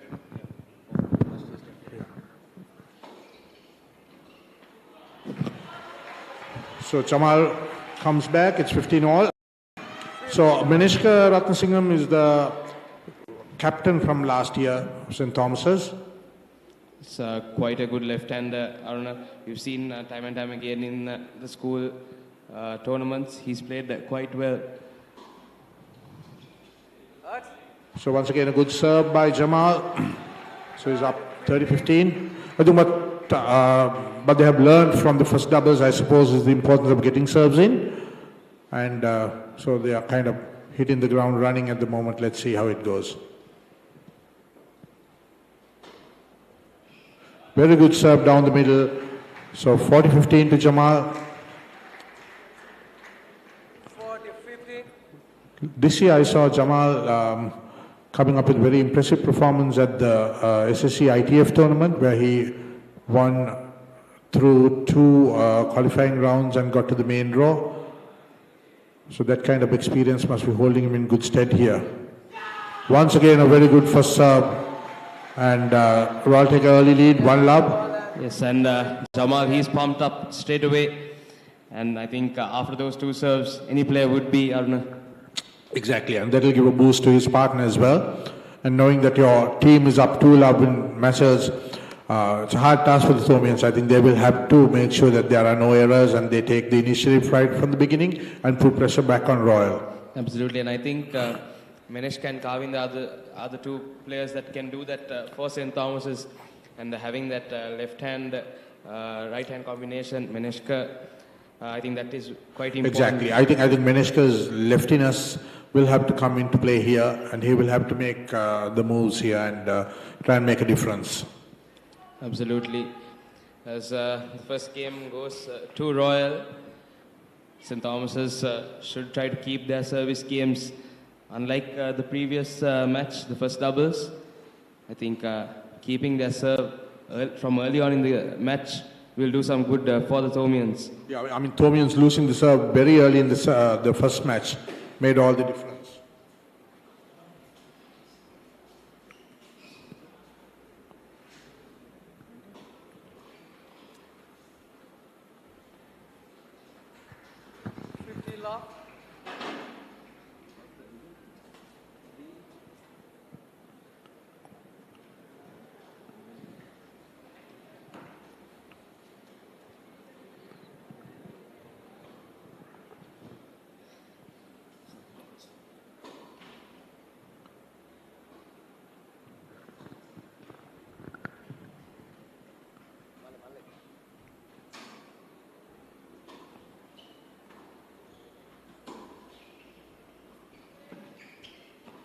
Smart serving and smart play by Meneshka.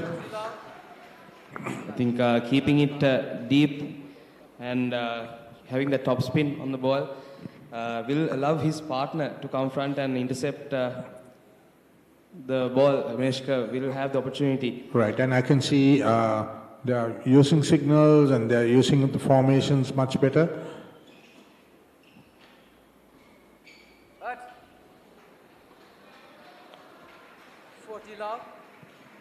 Yes, when it comes to doubles, the chemistry between the two partners is quite important. Knowing what your partner will do, and predicting it, it's quite important. I think when playing doubles.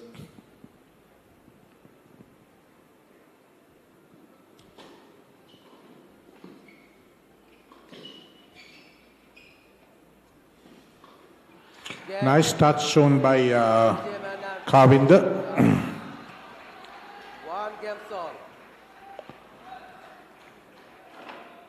So that's the first game to St. Thomas's. Both sides won the service games fairly comfortably. It's 1-1.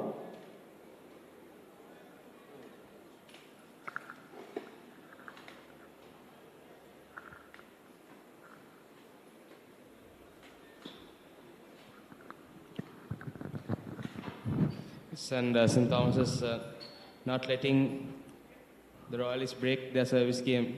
It's quite important, I think. So Nakib to serve now.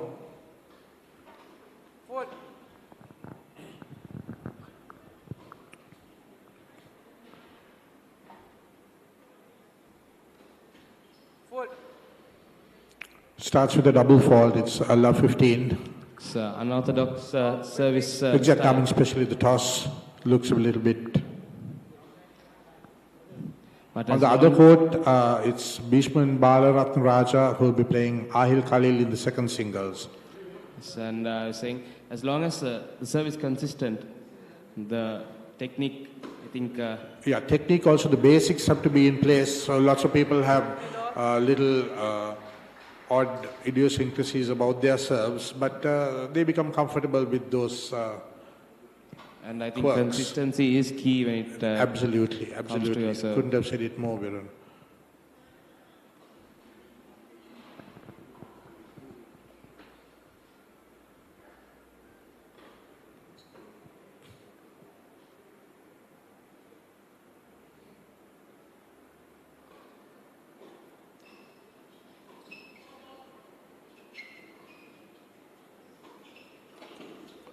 Very good interception by Jamal. So it's 30-15. And like I was saying, I think when you keep that ball deep and have that rally, it's easier for your teammate to intercept, especially when you keep it to the backhand. Right. And also keeping one opponent at the baseline gives the opportunity of the guy at net to swoop in and get winners.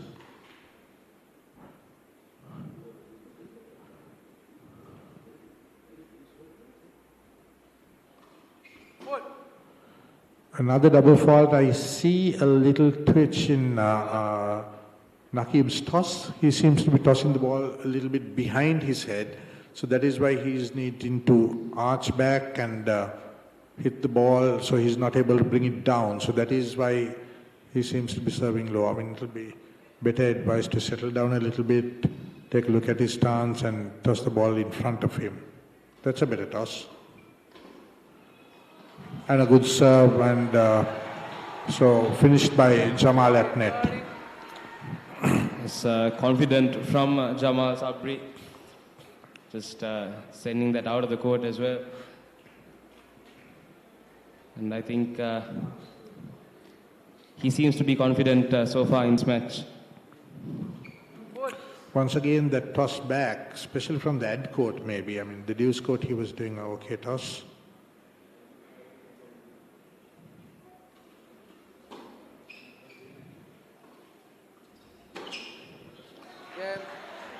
Missed opportunity from Meneshka. But I would say that Jamal is doing a really good job at net. I mean, even leaving that alley open was something that was very tempting for Meneshka, but also brought in the error from him. So it's 2-1 to Royal. Yes, and just take a moment to appreciate our venue tonight, the P. Nagendran. What a venue, Aruna. Yeah, we were very lucky that we had Super Nagendran coming up with this tremendous contribution to have a facility of this nature, which is something that Royal was struggling to have for about 20 years now. After our courts that were at the Royal Sports Complex area was taken for the sports complex development, we were moving from pillar to post until we got this opportunity and the contribution from Suku. Thanks, Suku. It was a lovely gesture on your part, and the Nagendran Sports Complex, tennis complex is something that we will be really grateful to you for. And also at the same time, we should remember our sponsors, that is Lyceum International and Lyceum Campus and Lyceum Placement, as well as Cargill's, and not to forget PNS for Good Taste, who have been supporting tennis at Royal and St. Thomas's. Thank you. Without you, this event won't be what it is. So now it's Manishka serving. A good serve to the body of Jamal. It's 15-love. And absolutely, like you said, what a venue. And we couldn't have done it without the sponsors as well. I don't know, so very thankful for them. Another good serve by Manishka. Out wide on the ad court. Ace, 30-love. Very few schools have this lights for a tennis court, and it's lovely to see this facility here at Royal College. Not just having the lights, I think these lights are probably the best lights in Colombo.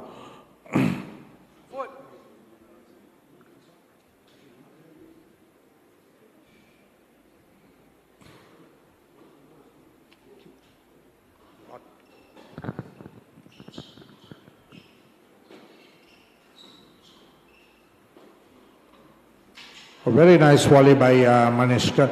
He set that point up very well with a decent serve and then a wide volley and then finished it off at net. Yes, he's quite the experienced player, so he won't be too flustered being 2 games to 1 down. He'll know how to come back.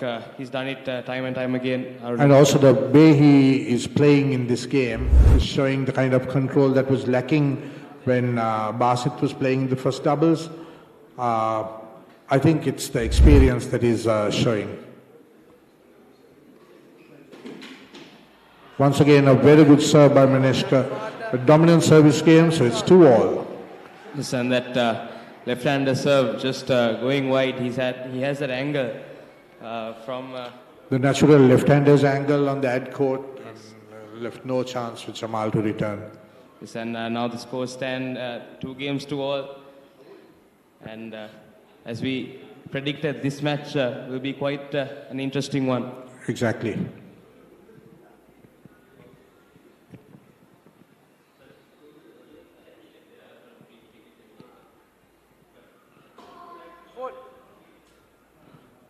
So it's Jamal serving at 2-all. Starts with a double fault, love 15.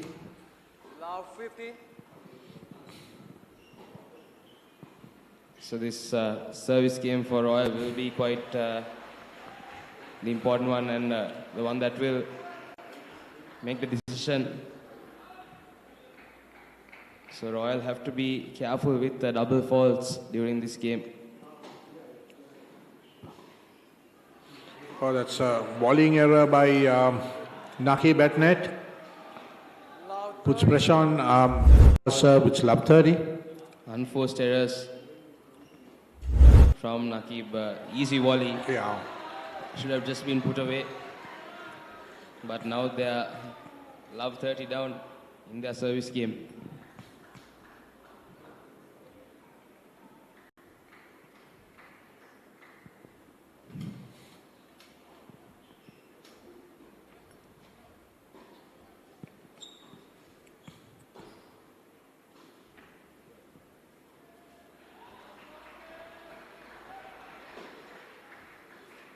Oh, good serve by Jamal. Coming back from love 30 down, it's 15-30 now.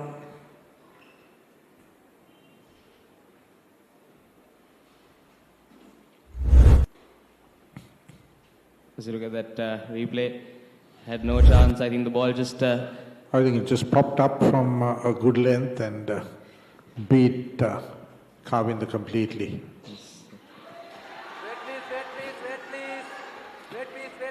Oh, another good serve that was botched by Jamal at net.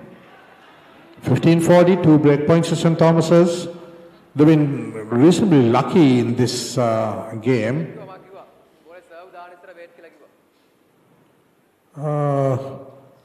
I think it's been called a let. For what reason, I'm not too sure.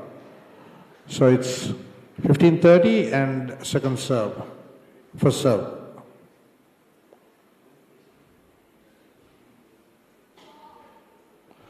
So they were not able to make any use of that. With a double fault, it's down to 15-40. Did he get the opportunity to reserve that? I think there was a ball that came from the other court that prompted the reserve, but a double fault prepared to any chances of coming back.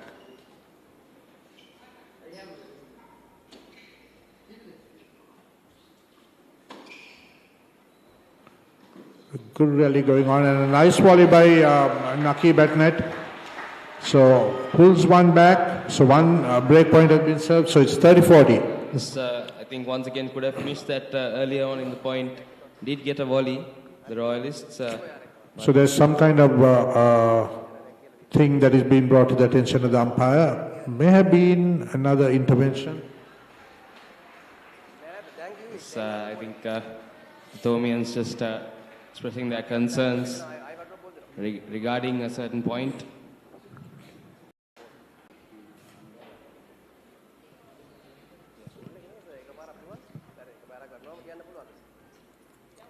I'm not too sure if it is about a line call or if it is about a ball getting in the way. I'm not too sure what the issue is. It doesn't seem to be something that concerns the Royal players because they were away from... So anyway, it's back to 30-40. 30-40 and Jamal to serve.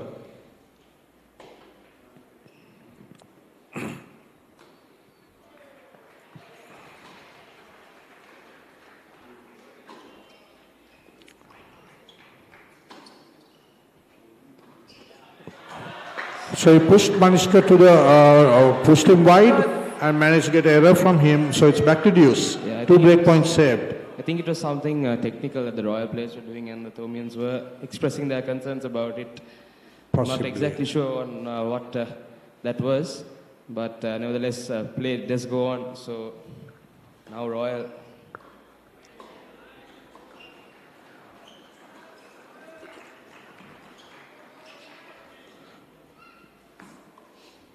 Kavinder's returning very well from the backhand flank cross court, so let's see how long he's able to... Oh, the intervention by Naqib was the right thing to do, but the execution was the problem. So the missed volley gives break point to Thomians again. So now with the new rules where coaching is permitted while the game is going on, you could see the Royal coach getting on court and telling the players what they should be doing.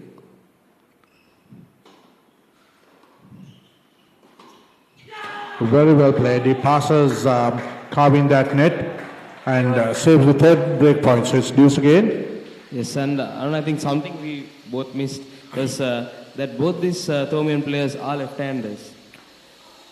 So they don't have a left and right hand combination. Oh, I see. Right. And okay. both of them are left-handers. Just noticed that when Kavinder was returning well from his backhand.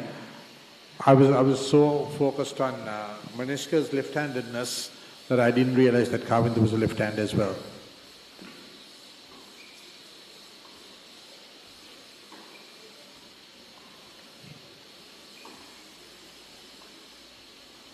So another good rally on the deuce court and no opportunity for Jamal to cross.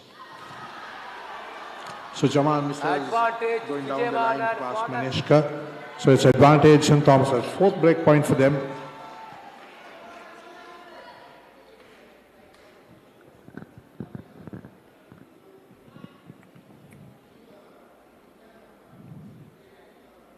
And I think this game is going quite slower than the first match that we saw. Exactly. Especially during the first part. And also you can see that both sides, they're playing more freely and they're playing better tennis with less errors. Another good serve by Jamal. It's quite difficult to use. Quite difficult to do something about a serve like that. Right, exactly. Right down the middle, down the tee. So.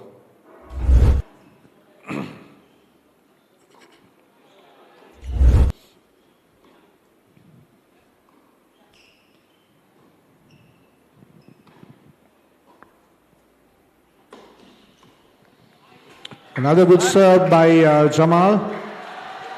So it's the first game point he's having on his serve after saving 4 break points.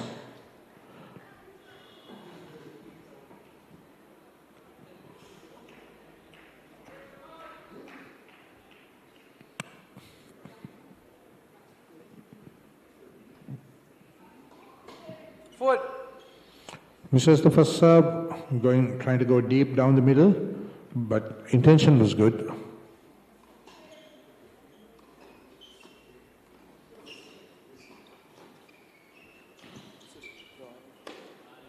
Another good smash, and Jamal is able to hold serve, so it's 3-2 to Royal.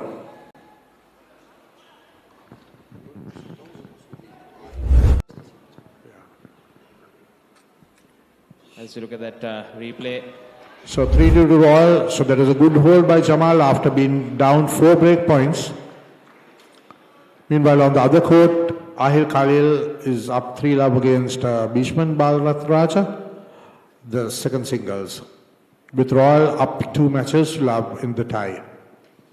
Yes, I think this second doubles, Royal will want to win this one. And it is a good match so far between these two pairs. None of them letting out in this game. And also, I think, Viren, you would agree that these guys are serving much smarter, and that is making us see better quality tennis.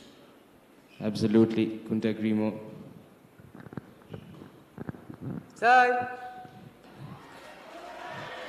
And things are quite intense. The crowd is also quite pumped up here at the Royal College. I think everyone's focusing, the Royalists are focusing on these doubles, Aruna. Because they wouldn't want, the match to go down to the wire, the tie to go down to the wire, where their captain will have to come and play the third singles. Not that they are having less confidence in the captain's ability, but to finish it at 3-1 or 3-love would be the easy option.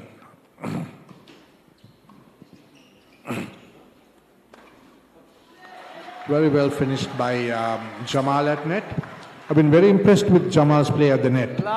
He has been very decisive in the way he takes the short balls or the lobs. Yes, and he's been quite good at the net from small ages, Aruna. Right. That shows. I mean, you can see that he's a natural, where he's not afraid to come to net and hit the volleys and make use of the opportunities that comes his way.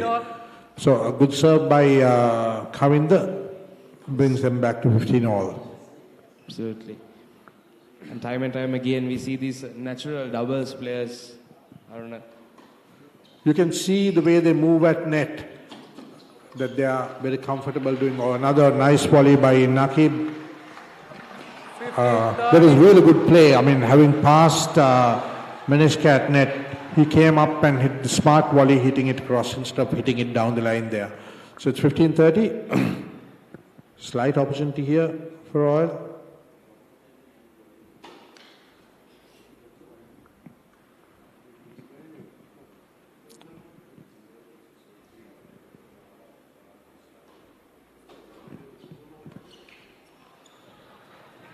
Just easing up Jamal on that occasion.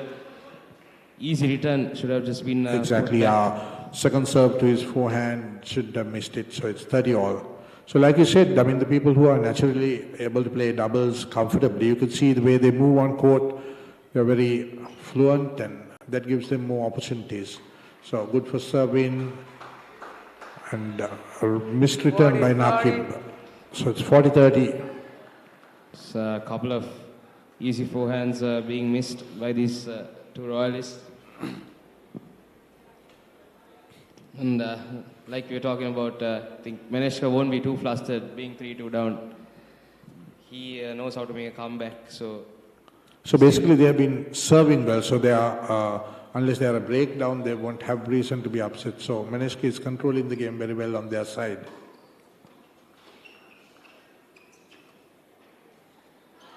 Very well played there by Nakib.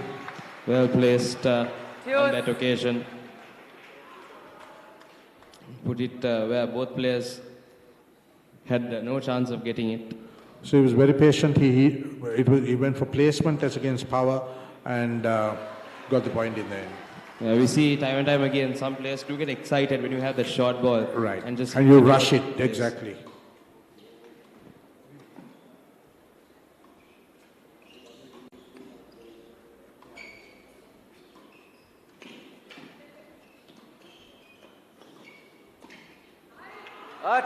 Very patient play by Royal, and that was very good play. I mean, they earned that point by playing smart tennis instead of rushing, instead of trying to get a point sooner than later. So their patience was rewarded. So break point for Royal again, with Jamal to return serve.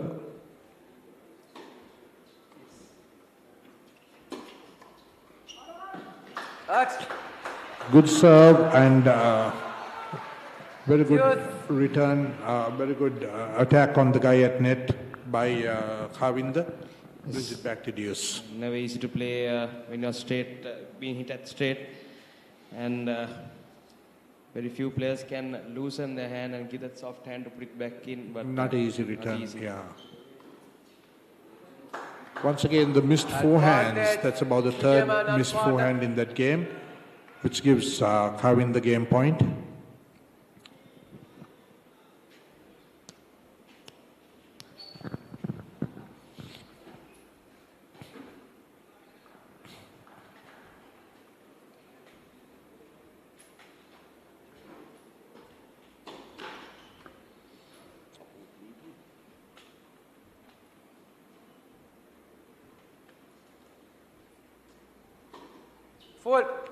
So double fault, which brings it back to deuce.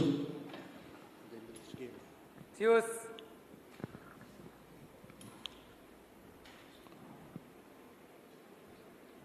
So 3-2, 2-3 and deuce. A very long game.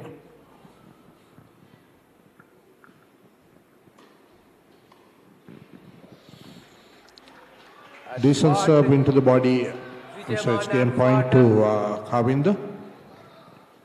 It's been going back and forth a couple of times in this game. We saw a game like that in the previous match as well. Right.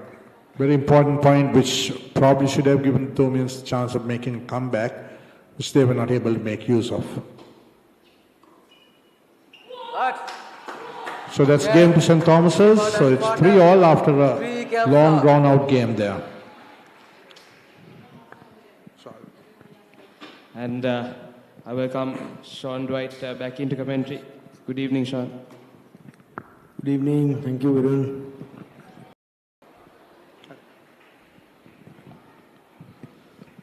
So as you come back, it's Nakib serving at 3-all. He had a bit of struggle holding his serve the last time he served.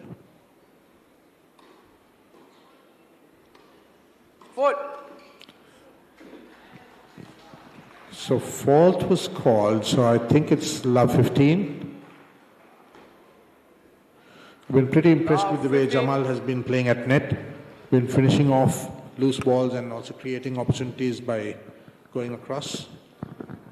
Yeah, Jamal has been very aggressive throughout this set and I believe taking the lead role.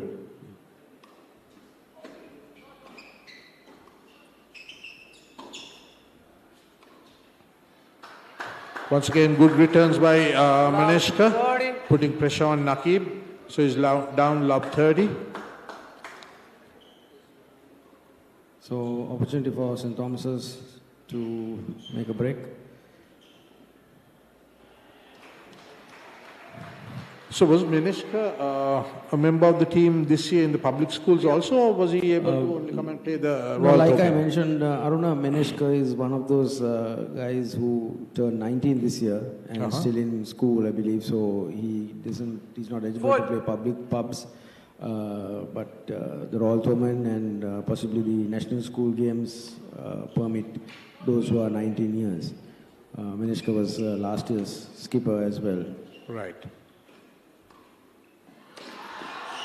So that was a bad miss at net by Jamal. Once again, I think it's the commentator's curse. He was just talking about how effective he had been at net, but that was a rare mistake from him. Love 40. A big gift to the Thomians, and I hope they can take advantage of that.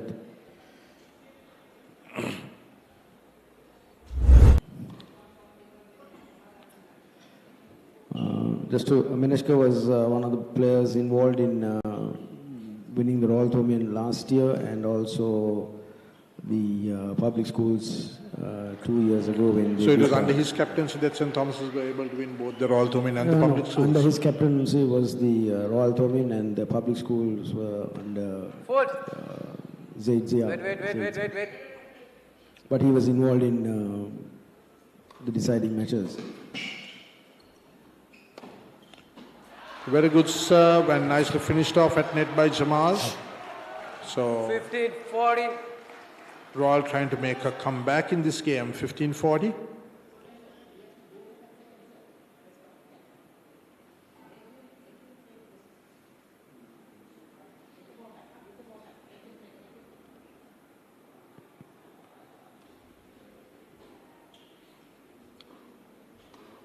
Foot.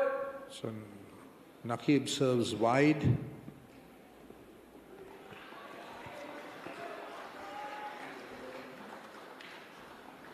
And a double fault, hands the break to St. Thomas's, who go ahead 4-3. 4 games to 3. I think that was a very poor effort on the part of Nakib.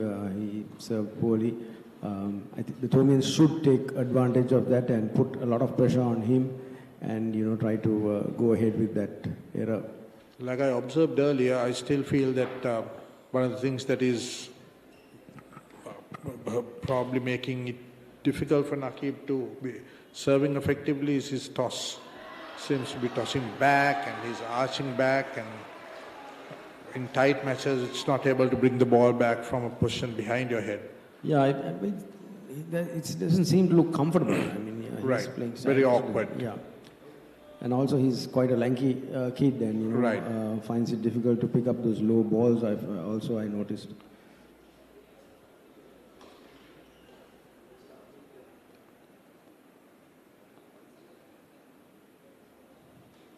But both of them have a free-flowing style of play, which I really like.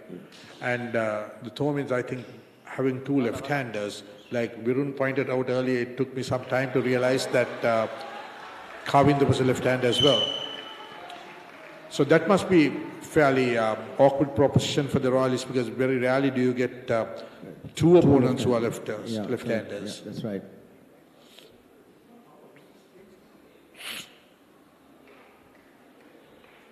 I think Coach Sank also, urging the boys to add that extra pressure. This is the time to consolidate. It's very important that Manishka consolidates it by winning his serve easily to go up 5-3. Once again, the key is the first serve, even at a slightly lesser pace, it immediately puts pressure on the opposition.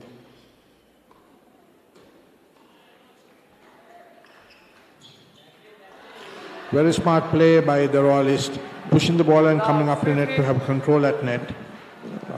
I thought Kavinder should have done much better with that volley. First volley, put it away easily, giving the opportunity for the Royalists to claw back in on that point.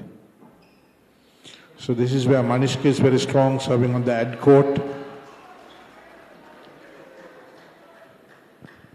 seems to be serving very short today in this game. Yeah, even shorter the second one. Love 30.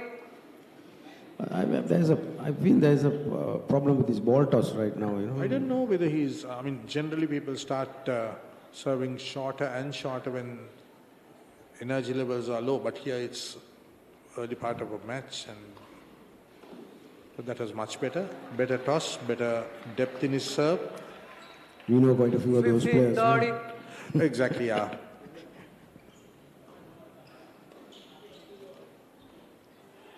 So as you grow old, I mean, you find people who are struggling with energy levels and the serve becoming shorter and shorter. But with these young guys, you don't expect that to happen. Yeah, we say that your gas is running out or petrol. You're running out of petrol.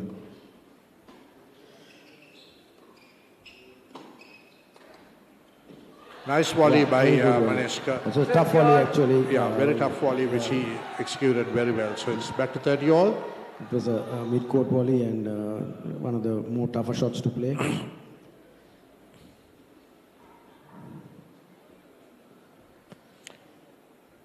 In the earlier match, St. Thomas's had Zaiden Nakba, who you said was in the rugby team. Is it very challenging for people to play two sports these days? I mean, in the days gone by, it wasn't too much of a problem, but now the commitment expected from sports like cricket and rugby is so much that it's not that easy, right? Oh, it's very difficult in today's modern day sports.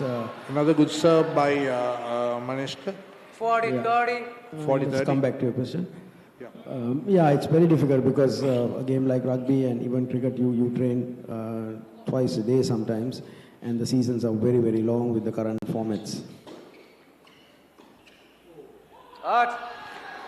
So that volley and that serve, basically Maneshka came out of a hole. I don't think he was serving very well in that game. Not at all. Yeah, but they were lucky to get back into the game by virtue of that good volley that he hit.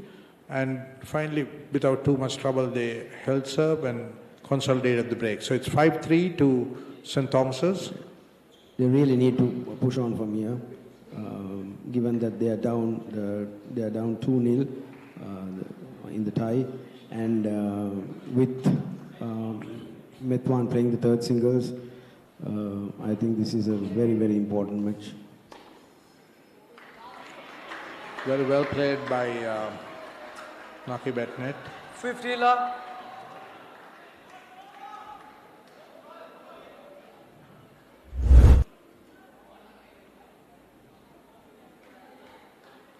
So 15 love, Jamal serving now.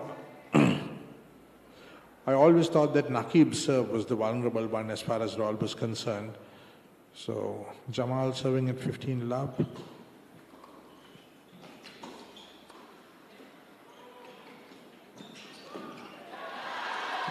Although he didn't put away the first one, which he should have, he was still able to win that point. So it's 15 all.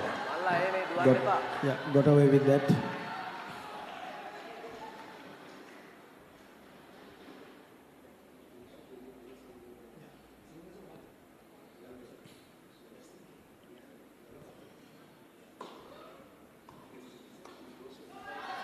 Oh, a big unforced error. 15-30. Sean, what is the last time that St. Thomas's won the public schools? Before last year? I think the last was 2023. Before that, I think... it was under whose captaincy, was it? I think it was under... some of the players were Avindra Pereira. I'm not sure if he was the captain, but during his period we won, St. Thomas won a couple of tournaments, the national school games and the pubs. I'm not sure if it was, I'm not sure if Avindra was the captain, but he played a very big part in it. Oh, lucky net cord for Royal, and he did say sorry that time, so there won't be any reason for Manishka to complain. Thank God for that. Yeah. So it was during the time that St. Thomas was coached by the legendary Anthony. Oh yes, yes. Dear who's, friend. who's a giant in the field of agriculture right Oh, now, I yeah. hear. Good pal of us, a good player. Yeoman service to St. Thomas's. Retired on a high, winning the public schools in 2023. So in the past, I can remember he also coached when St. Thomas's won the national school 40, games. 30. Yeah, a couple of times, yes. We had guys like Viranka Fernando, Avishka Pereira, Venuka Hulangamua, quite strong teams. Yeah. That's right. I think Sansoni captained 2 years, and I think during that time, under his captaincy also, we won the pubs. I know, I mean, having an inspirational coach like that, I think, would definitely make a difference. Of course, of course. So that's a hard-earned service game won by Jamal. So Royal claw their way back to stay in contention, although the Thomians still have the service break. So it's 5-4 to St. Thomas's. We'll take this opportunity to remind our viewers of the sponsors without whom we wouldn't be able to stage this event, which is Lyceum International, Lyceum Universities and Lyceum Placements, and the Cargills, and not forgetting Pereira and Sons, whose support for both schools has been invaluable. How could we, a friendly neighborhood baker?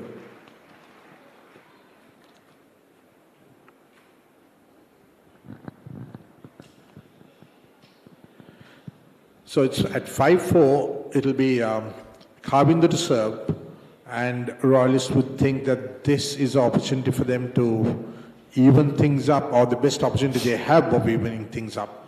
Although the Thomians would definitely fancy moving ahead, I guess. Yeah, I think that should be the Thomians' ultimate goal, to hold this serve. On the other court, I see that Ahil Khalil is moving ahead I think that towards was, victory. I think that was anticipated, given his recent performances Yes. and his recent form. He should win that comfortably. So that was not a very smart volley at net, 15. which allowed Jamal to finish the point off, putting pressure straight away on the Thomian serve. It's love 15.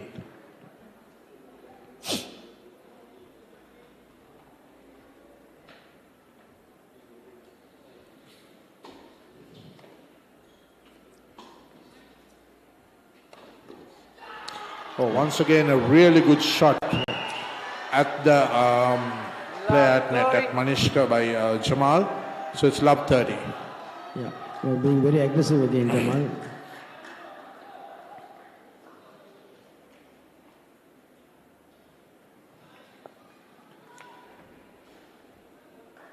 I think it'll be good if Karvind is able to serve at Nakib's backhand instead of serving to his forehand.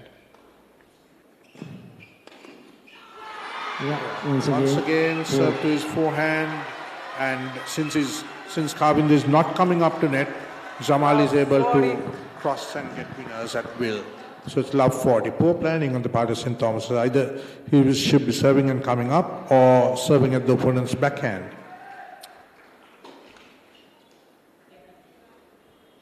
Service percentages has been very poor as well.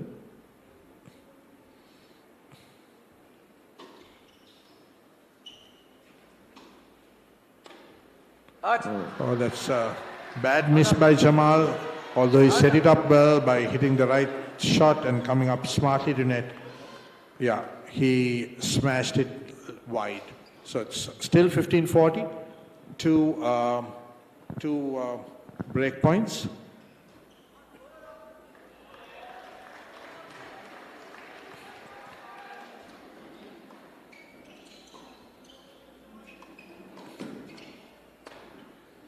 Oh, very good play once again by Jamal at net.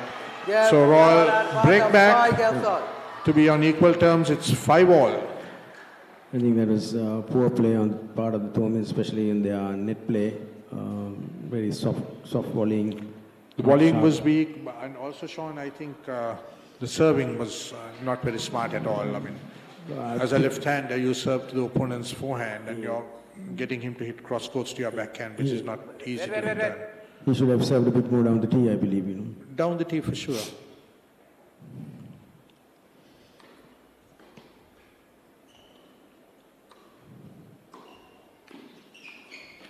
So Naqib serving, which is a problem serve, but nicely finished off by Jamal at net. So it's 15 love. You're putting a lot of pressure on the young Kavinder. I think his length, and he's struggling in his ground strokes right now. I think Jamal's play at net has been very impressive. Been taking the pressure off Naqib, who hasn't been serving as well as he would like to.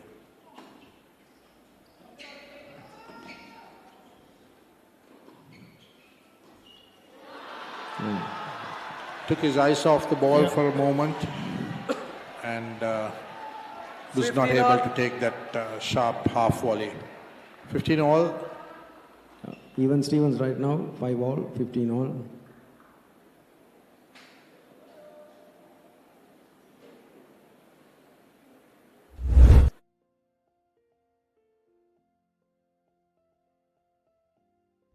Jamal to put it away, but anyway. Long for serve. And double fault by Naqib. Puts pressure back on his serve. I mean, at this stage, it's unpardonable, you know. 5 all, 15 all.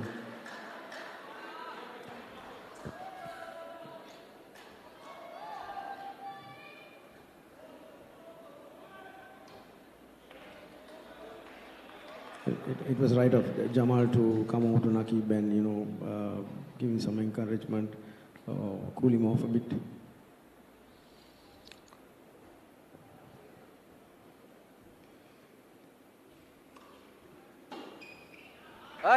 So wide return from Manishka, brings it back to 30 all. 30 all.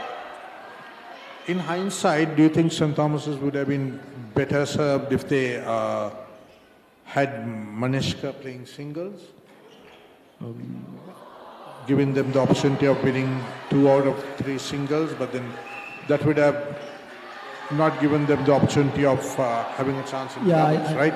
I suppose this is the best way this is the best way that they could have So gone. I think the Royalists had more options. Yeah, because they had they have a lot of little depth, bit you know, more they have a depth lot of than depth. St. Thomas's. This draw is possibly the best that the Thomians could have asked for. It's just that the first 2 matches didn't go their way. Had they won that I think double, Basit and Akbar's match, I think, was something that they expected to. something that they could have probably had a chance of winning. Yeah, I think that was a big win for Royal.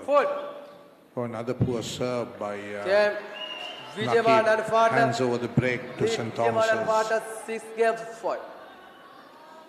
So it's 6-5 to St. Thomas's with a break. Poor service game by Naqib.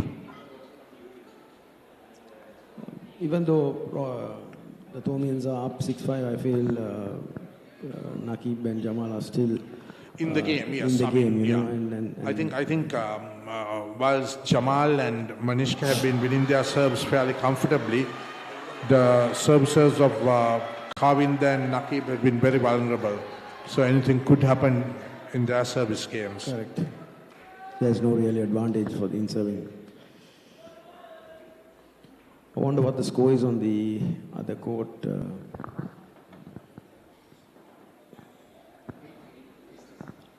It's 8-3 to St. Thomas's. Ahil Khalil leading Bishman. Okay. So he's on the verge of getting the first win for St. Thomas's in this tie. Time.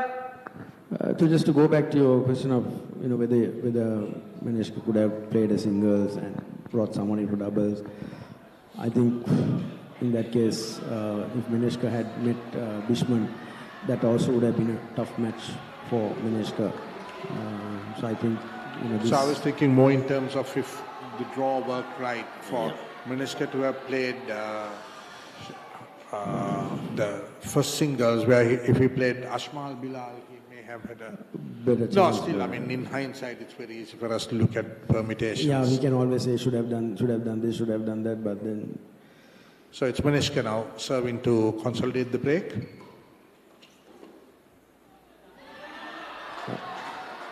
And gets away with a 15 love. not so impressive volley, but it's 15 love.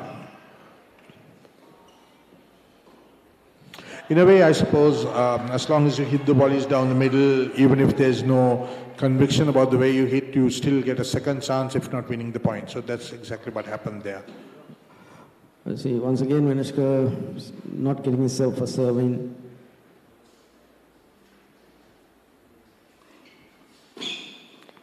Okay, that was a good. That is a very good second serve, extremely good second serve. So it's 30 love. Right in the corner and pulled him wide.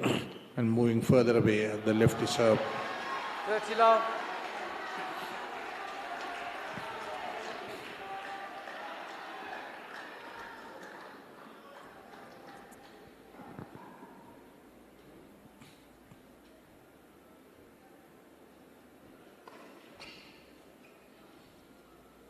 Serving very short, but still he's doing the job. 30 love.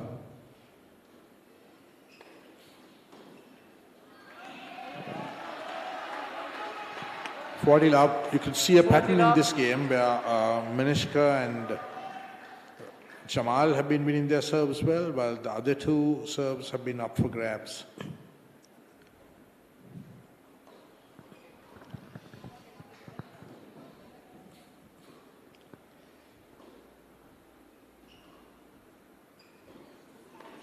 Foot.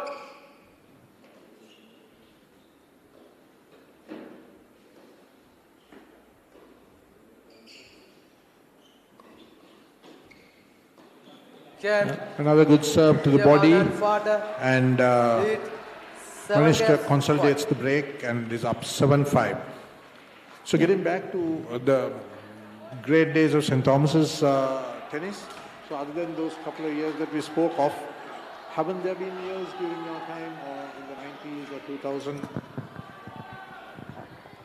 that St. Thomas's had won the public schools? No, I think even in 2023, it was after 9 years, I believe. Yeah, it was about nine no, years. so what I mean is like before that, in the 1990s, 2000 early part of the century. I think there was 1 year, 2003 or 4, that they won the pubs.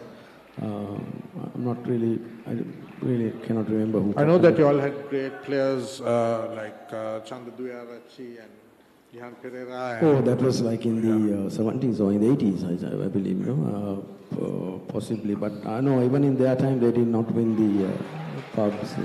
I think the closest we came to was when Rohan De Silva, one of the country's best players, very talented left-hander. I think we were runners-up on a couple of instances. Oh no, actually we won the pubs. We won the under-18 at that time, was under-20 as well. A brilliant shot there by Jamal Sabri. Pulls it back from a no-hope position, so it's 15 all. Yeah, to go back to the Rohan De Silva era, yes, we won both under-18 and under-20 in 2 consecutive years. I can remember a deciding match was won by Rohan against Rajiv Shetty. Oh, really? Foot.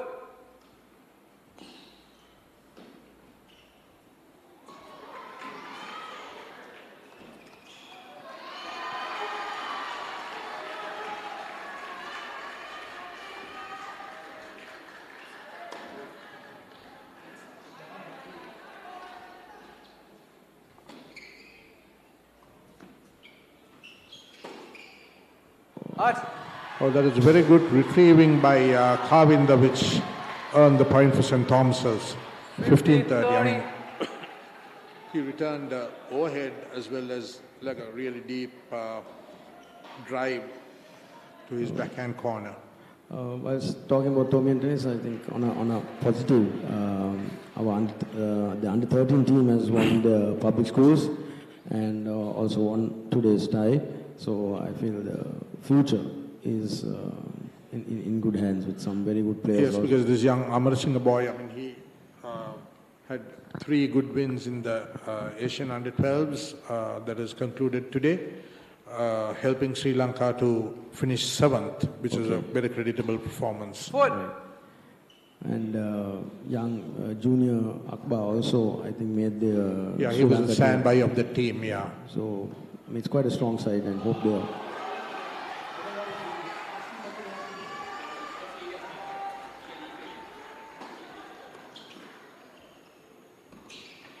Oh, very well played by Maneshka. Extremely well played. So it's given them 2 break points. Made hard work on of Jamal's it. serve. I thought Kavinder should have put that away. But at the end of the day, 2 break points. And St. Thomas is just a couple of points away from a win. No, it's 7. Big point, I mean. Yeah. Right.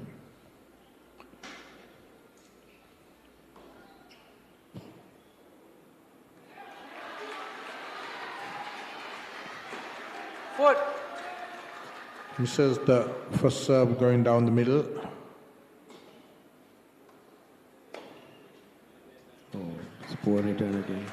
Was that called long or? 30-40. No, the serve was called in, so it's 40-30, 30-40.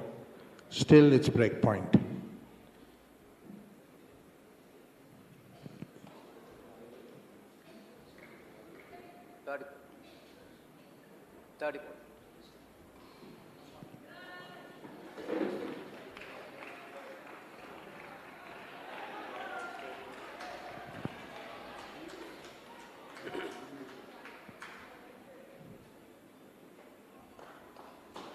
Foot. Long serve. Thomians have opportunity at Jamal's second serve. Oh, good return, but a chance went again. I think it was a smart volley on the part of Nakib. I don't know whether he intended it to be that soft a volley, but worked very well for him. Yeah, very casual by Kavin, you know. He should have really approached that a lot more better and, you know, move that on to the head court. Those are very tricky volleys to hit when there's no pace and when it's below the level of the net. Oh, very well played by Nakib. Advantage. So it's game point to Royal. 2 break points down.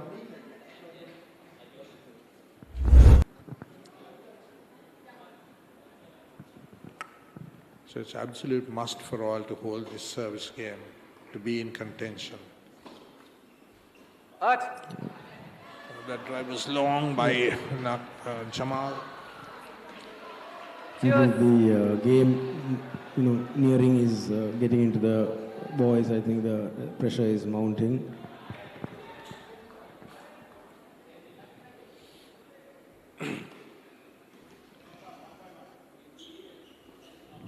Red please.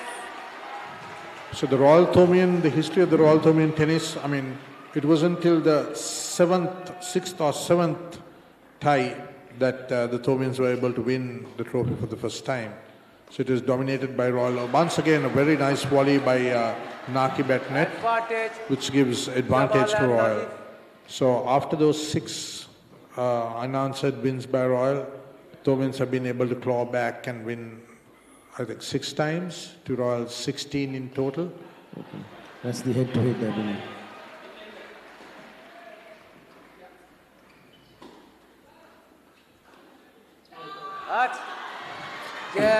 So well held. So Jamal was able to come back from 2 break points and win that service game.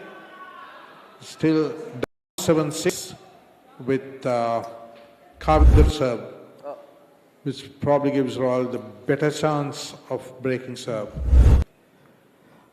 You would remember more, Aruna. I think the Royal-Thomian, it was initially a joint committee that... Yeah, I can remember I was involved in the first Royal-Thomian, and the Royal Committee was D.L. Senviratna, former president of the SLTA, He's the one who initiated the whole move, and even the EFC Perra trophy was donated by him. Okay. So EFC Perra was a master who was in charge of tennis both at Royal and at St. Thomas's, hence the name being used for the trophy. So. And when was the first encounter? So it would have been, I would say, 2000 or 2001. If I'm not mistaken, I think St. Thomas's was captained by Daham Ratnayaka and Royal by, I forget who it was. Suranga is the one who captained Royal. Suranga Rajapaksha.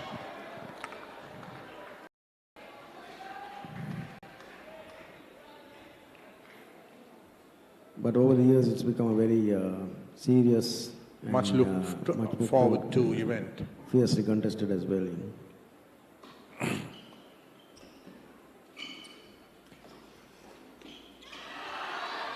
Oh, that lunging volley was missed by Jamal, but so his weight was moving the other way. I think that is the reason why he missed the volley. But still, I think it was the right thing to do. He probably should have done more with the first volley. Correct. So Kavinda, 15 love.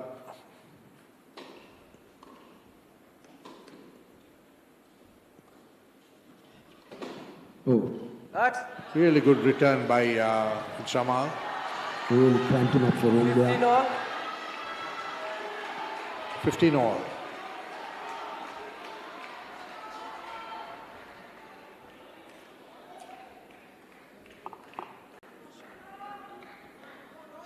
So small comeback being made by Bhishman Bal Ratna Raja on the other court from 8-3 to 8-5. But still Ahil is leading.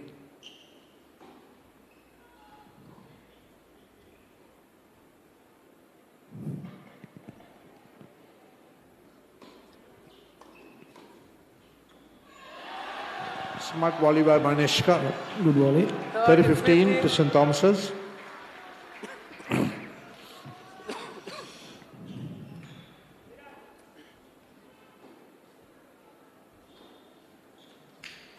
Eight 8-5 is a very decent comeback by Bhishman, given the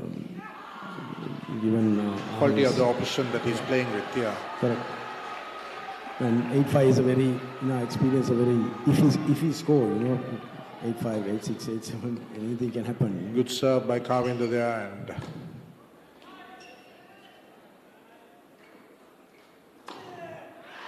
put away by Manishka. So it's 15-40, double break point to St. Thomas's. Sorry, double game point to St. Thomas's.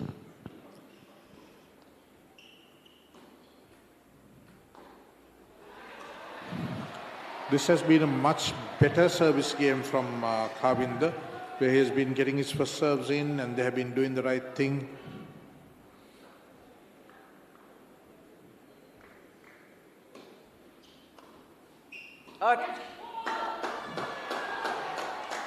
So that's game to St. Thomas's on the back of some steady serving to go up 8-6. I mean, he was not only consistent, but the serve was very deep and really put pressure on the two orders. Yes, deep services which just putting pressure on the returner. They were not able to merely push the ball and come to net, which was easing the pressure on the Thomian pair. So it's Nakib serving now to stay in the match.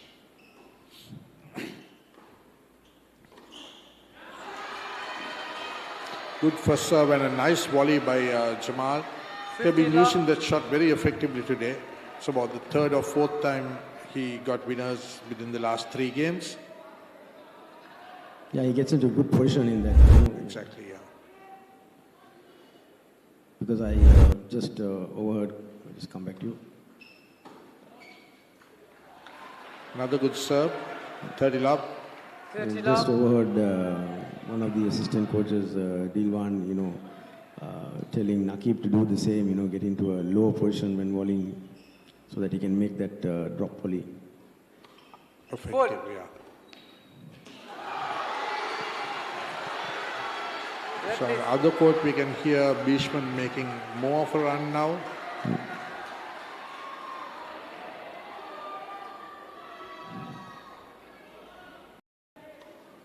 Foot. Double fault there. So it's 30-15. 30-15.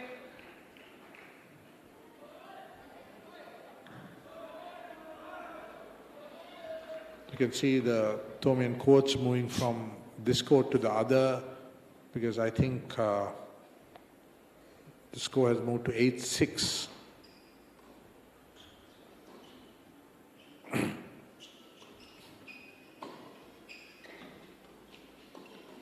Oh, that's a absolute sitter missed by carving that net. 40-15. So it's 40-15 to Nakib and Royal. Again, absolutely no body position, just standing up to that. Should have punched it. Foot.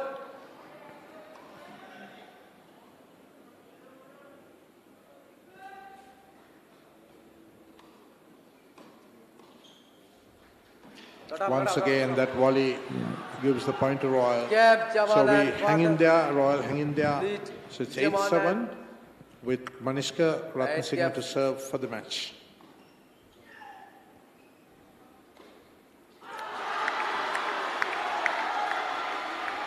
So you can see Bhishman making a good fist of it while Ahil Khalil is serving for the match at 8-6.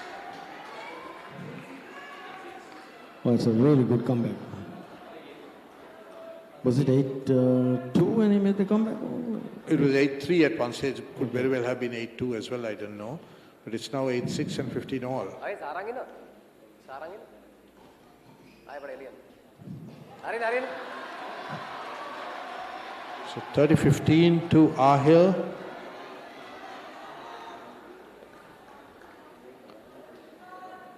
So it's important, not important, it's imperative that St. Thomas's win these two matches to stay afloat. Yeah, I mean, to keep the interest in the tie, I mean, it's an uphill ask for anyone to beat Metwan Vijayamana, but to keep the interest, you know, anything can happen. Tennis is a funny game, you know. Time.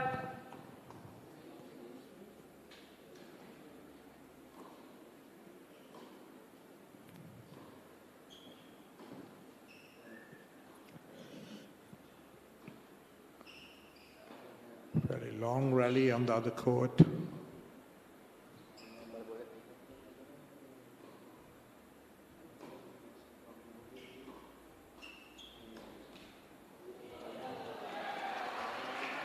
And that's the match to St. Thomas's on the other court, where Ahil Khalil wins by 9 games to 6. So St. Thomas is on the board with their first win for the tie. Meanwhile, on this court, now it's Manishka Ratnasingham serving for the match. 8-7, Manishka to serve.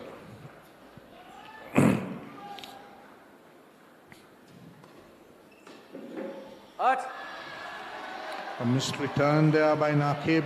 15 love. 15 love. Straight away eases the nerves, allows Manishka to relax.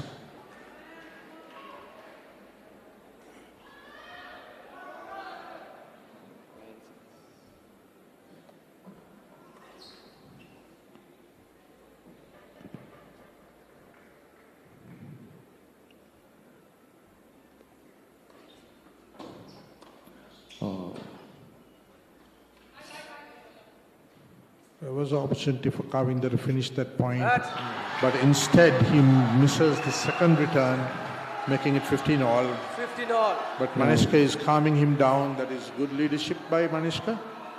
Yeah, he needs to keep talking to him. Made a real meal He's out of getting that. Kavinder to relax, which is the thing to do.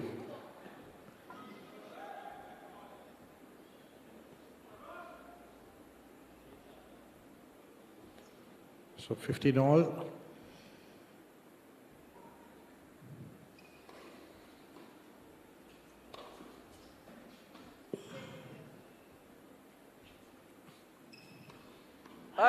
Oh, another mistake by Kavinder initially, where he should have put away that fairly easy lob, which gave a second chance, and it was returned well by Nakib. clawed back and won the point. So it's 15-30. Pressure on Manishka's serve now as he's serving to Jamal on the ad court.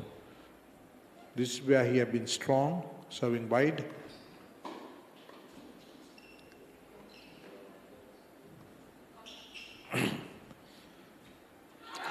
He's left the ball which dropped in. Poor judgment on the part of Kavinder, giving Royal the chance of having 2 break points. I mean, he moved in well, good intention. But that is one of those floating balls that is very difficult to judge. So I wouldn't blame Kavinder for leaving it either. Poor first serve.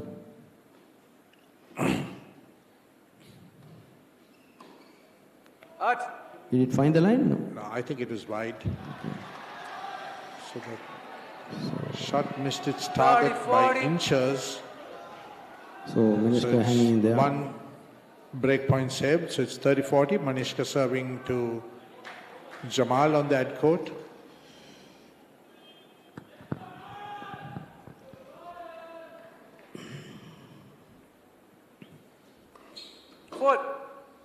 First serve is long. There's pressure on his second serve now.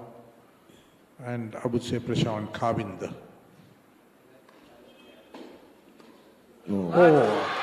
He does succumb to the pressure and hits a shot, hits a volley inexplicably long. So it's back down to 8-all now, and it's likely to be a match tiebreaker if I'm not mistaken, or is it a normal tiebreaker? Normal? I think Kavinder really was under pressure there. The Royalists really got into him. 3 or 4 unforced errors.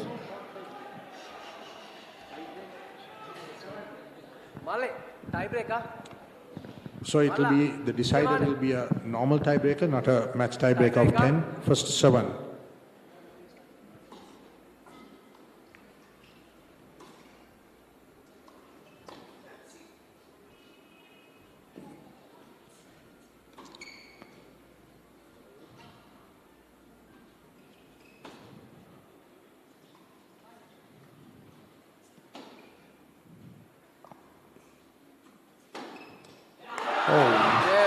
Very well played there by Jamal Sabri, winning that first point in the tiebreaker. Very good rally there, and Jamal finishing it off with a very aggressive forehand. Inside out forehand.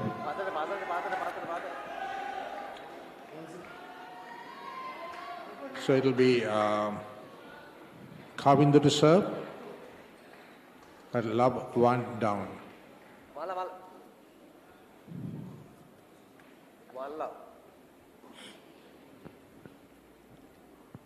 I think the first serve is key in a tiebreaker. First serves are key. Very good first serve. That kind of kept coming in at Jamal's body and he was not able to move away. So it's 1-all. Typical left-hander serve. Basically, that's what they have to do. That is to serve down the middle. I mean, going for the corners at this stage is a little bit risky. And a low percentage thing, I would say. Because the lefty really serves down the tee and he really pulls you away, you know, you're back and you're reaching out.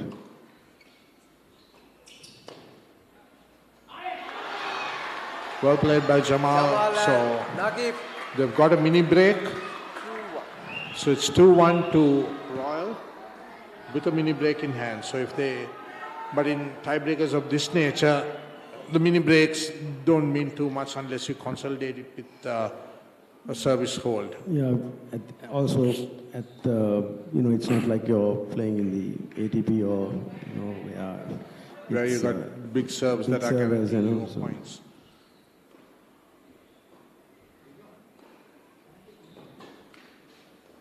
So that's Nakib serving for the first time from the far end.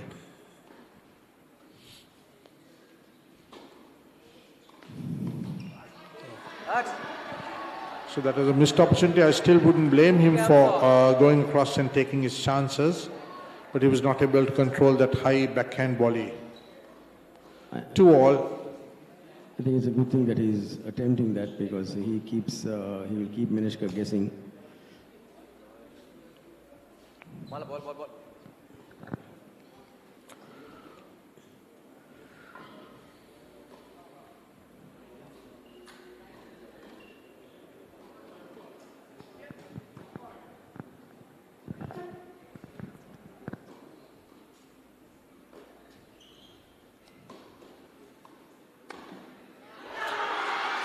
Nicely finished at net. So it's 3-2 to Royal with Manishka to serve. 3-2. This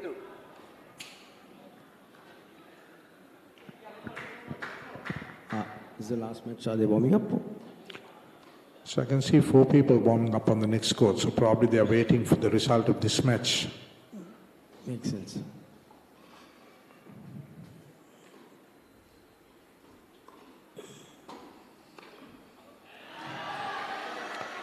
There is a nice interception by Kavinda. So it's 3-all and change of sides. Good serve also by Manishka.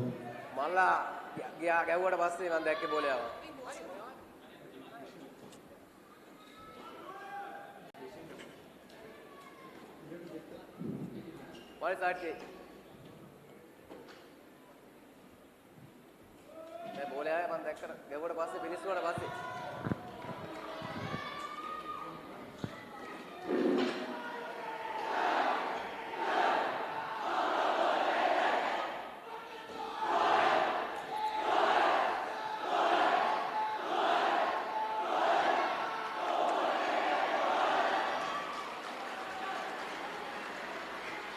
You can see the enthusiasm of the Royal supporters who are kind of anticipating a conclusion to the tie with this match.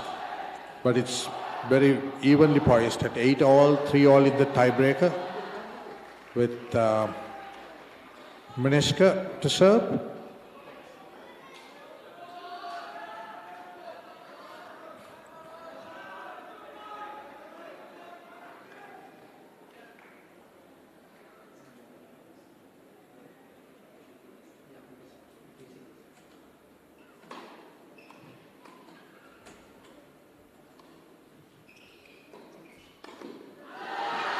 Very well played at net.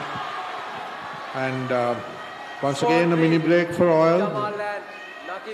I think Nakib, good forehand by Nakib, swinging it into the corner and forcing the weak return. Control at net is very important here. It's a case of getting serves in, ideally to the body or to the backhand side, if you can manage that. So it's Jamal serving. Good serve there.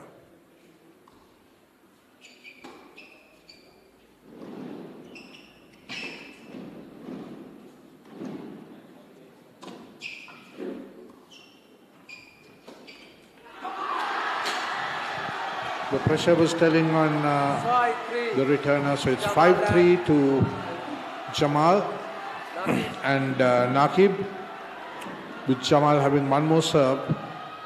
And if he holds this, they will be looking at 3 match points.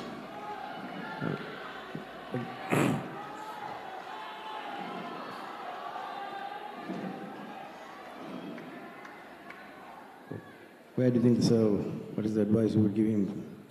To serve to the backhand. I mean, obviously that's what you should do in tight situations. Okay. And that's 6-3. So that's 3 match points to Royal, So with Kavinda to serve. Multiple forehand errors from both players. I mean, Royal have really crept in and on the verge of victory. So although the St. Thomas's pair had breaks during the set, it was always touch and go because the opponents were never out of the game. So now here we are at 3 match points for Royal.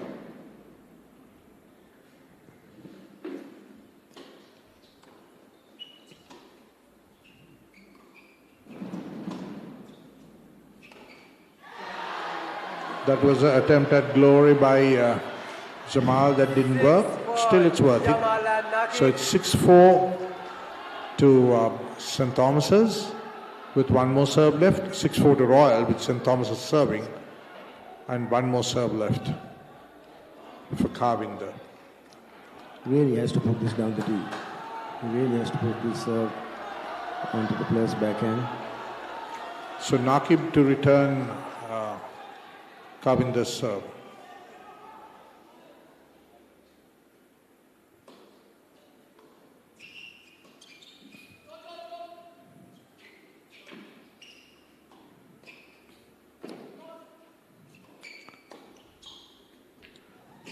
And that's it.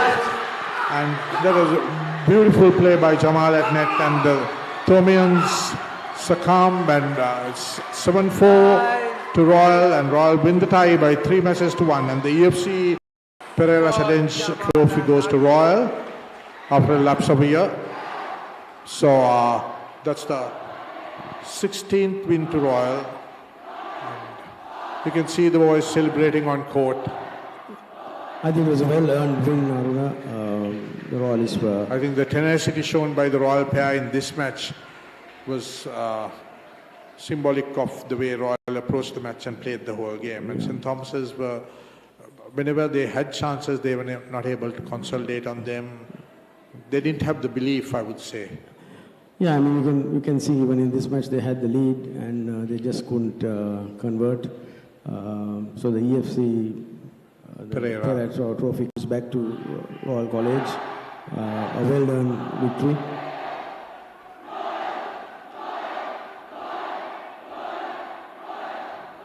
So as we see the celebrations on court, the need to play the final match has become redundant. So Mithwan will not be playing the 5th match. So it's a 3-1 victory to Royal. Well done. And I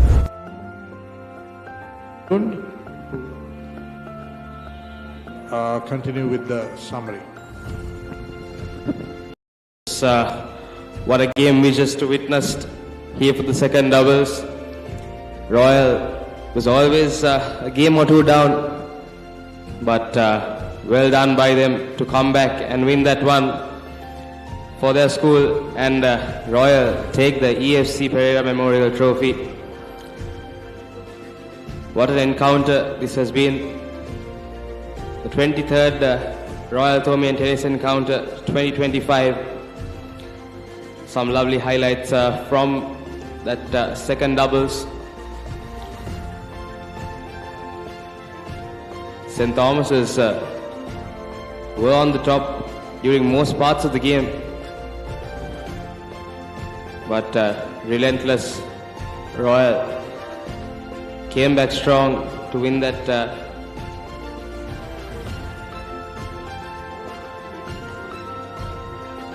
what a match we witnessed.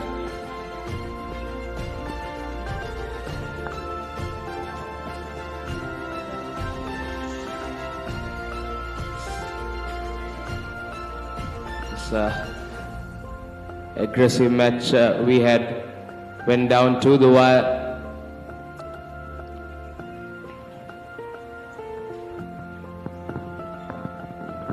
Now we're just awaiting the presentation ceremony.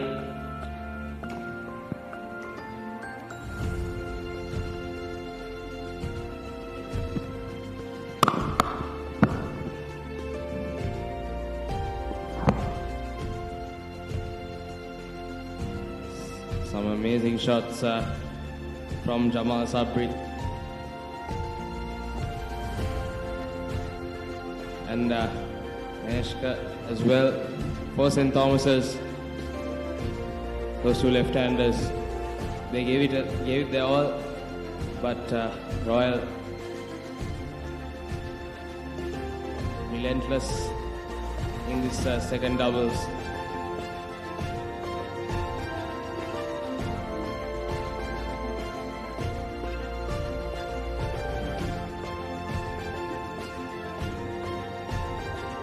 Royal College at the net during this match to watch. atmosphere for the Royalists at their home court. They couldn't be more happier.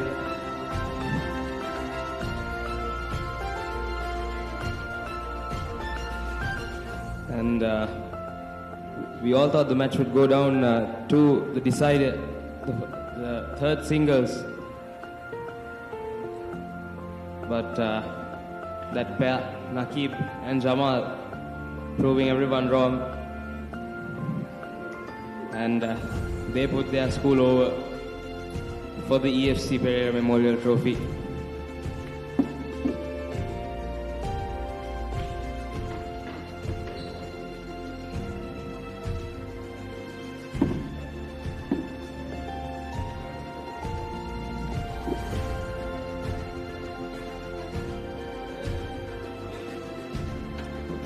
And what a crowd we witnessed today here at the Nagendran Tennis Complex. And what a venue we had for this 23rd Royal-Thomian Tennis Encounter. Something that these boys will remember for the rest of their lives. An important encounter for them. And most of them have a couple of years more to represent their college. So, congratulations to the winners, Royal College, but St. Thomas College, well played. Come back strong next year. And they will have the home court advantage next year, St. Thomas College.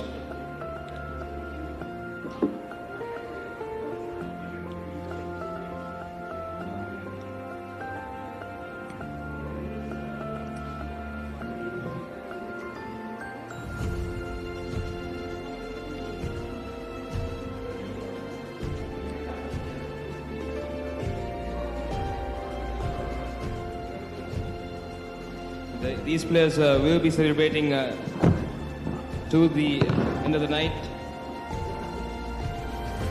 The Royal College supporters as well, all present here to watch them lift this important trophy, the EFC Papare Memorial Trophy.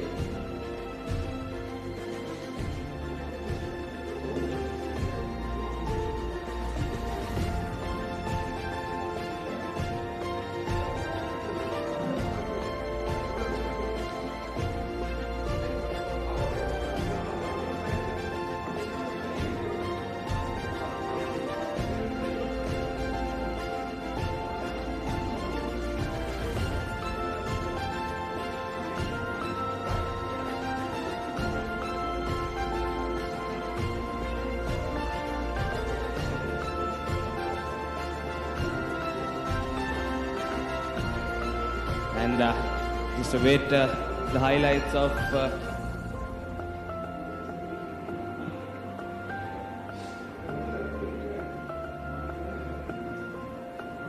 and that will be it from us at the Papare. What a game, what a match we witnessed, what a tie we witnessed here for the 23rd Royal-Thomian Tennis Encounter for the EFC Papare Memorial Trophy.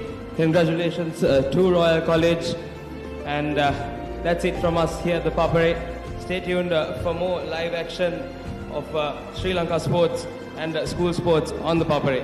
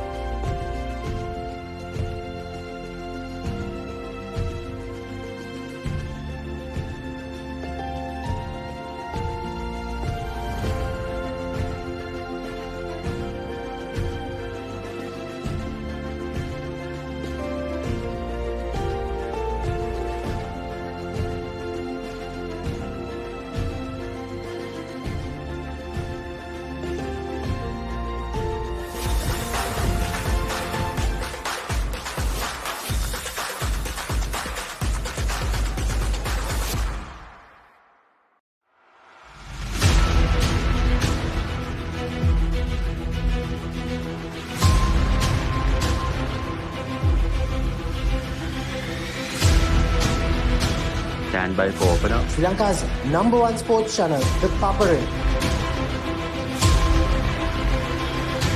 3, 2, 1, roll out. This is Sri Lankaවේ අංකික ක්‍රීඩා නාලිකාව ThePapare සමග.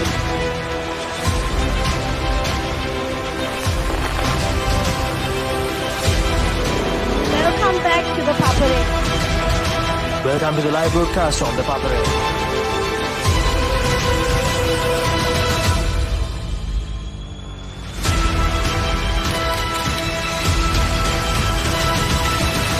Good luck, guys. Good luck, everyone. ThePapare, Sri Lanka's #1 television sports channel.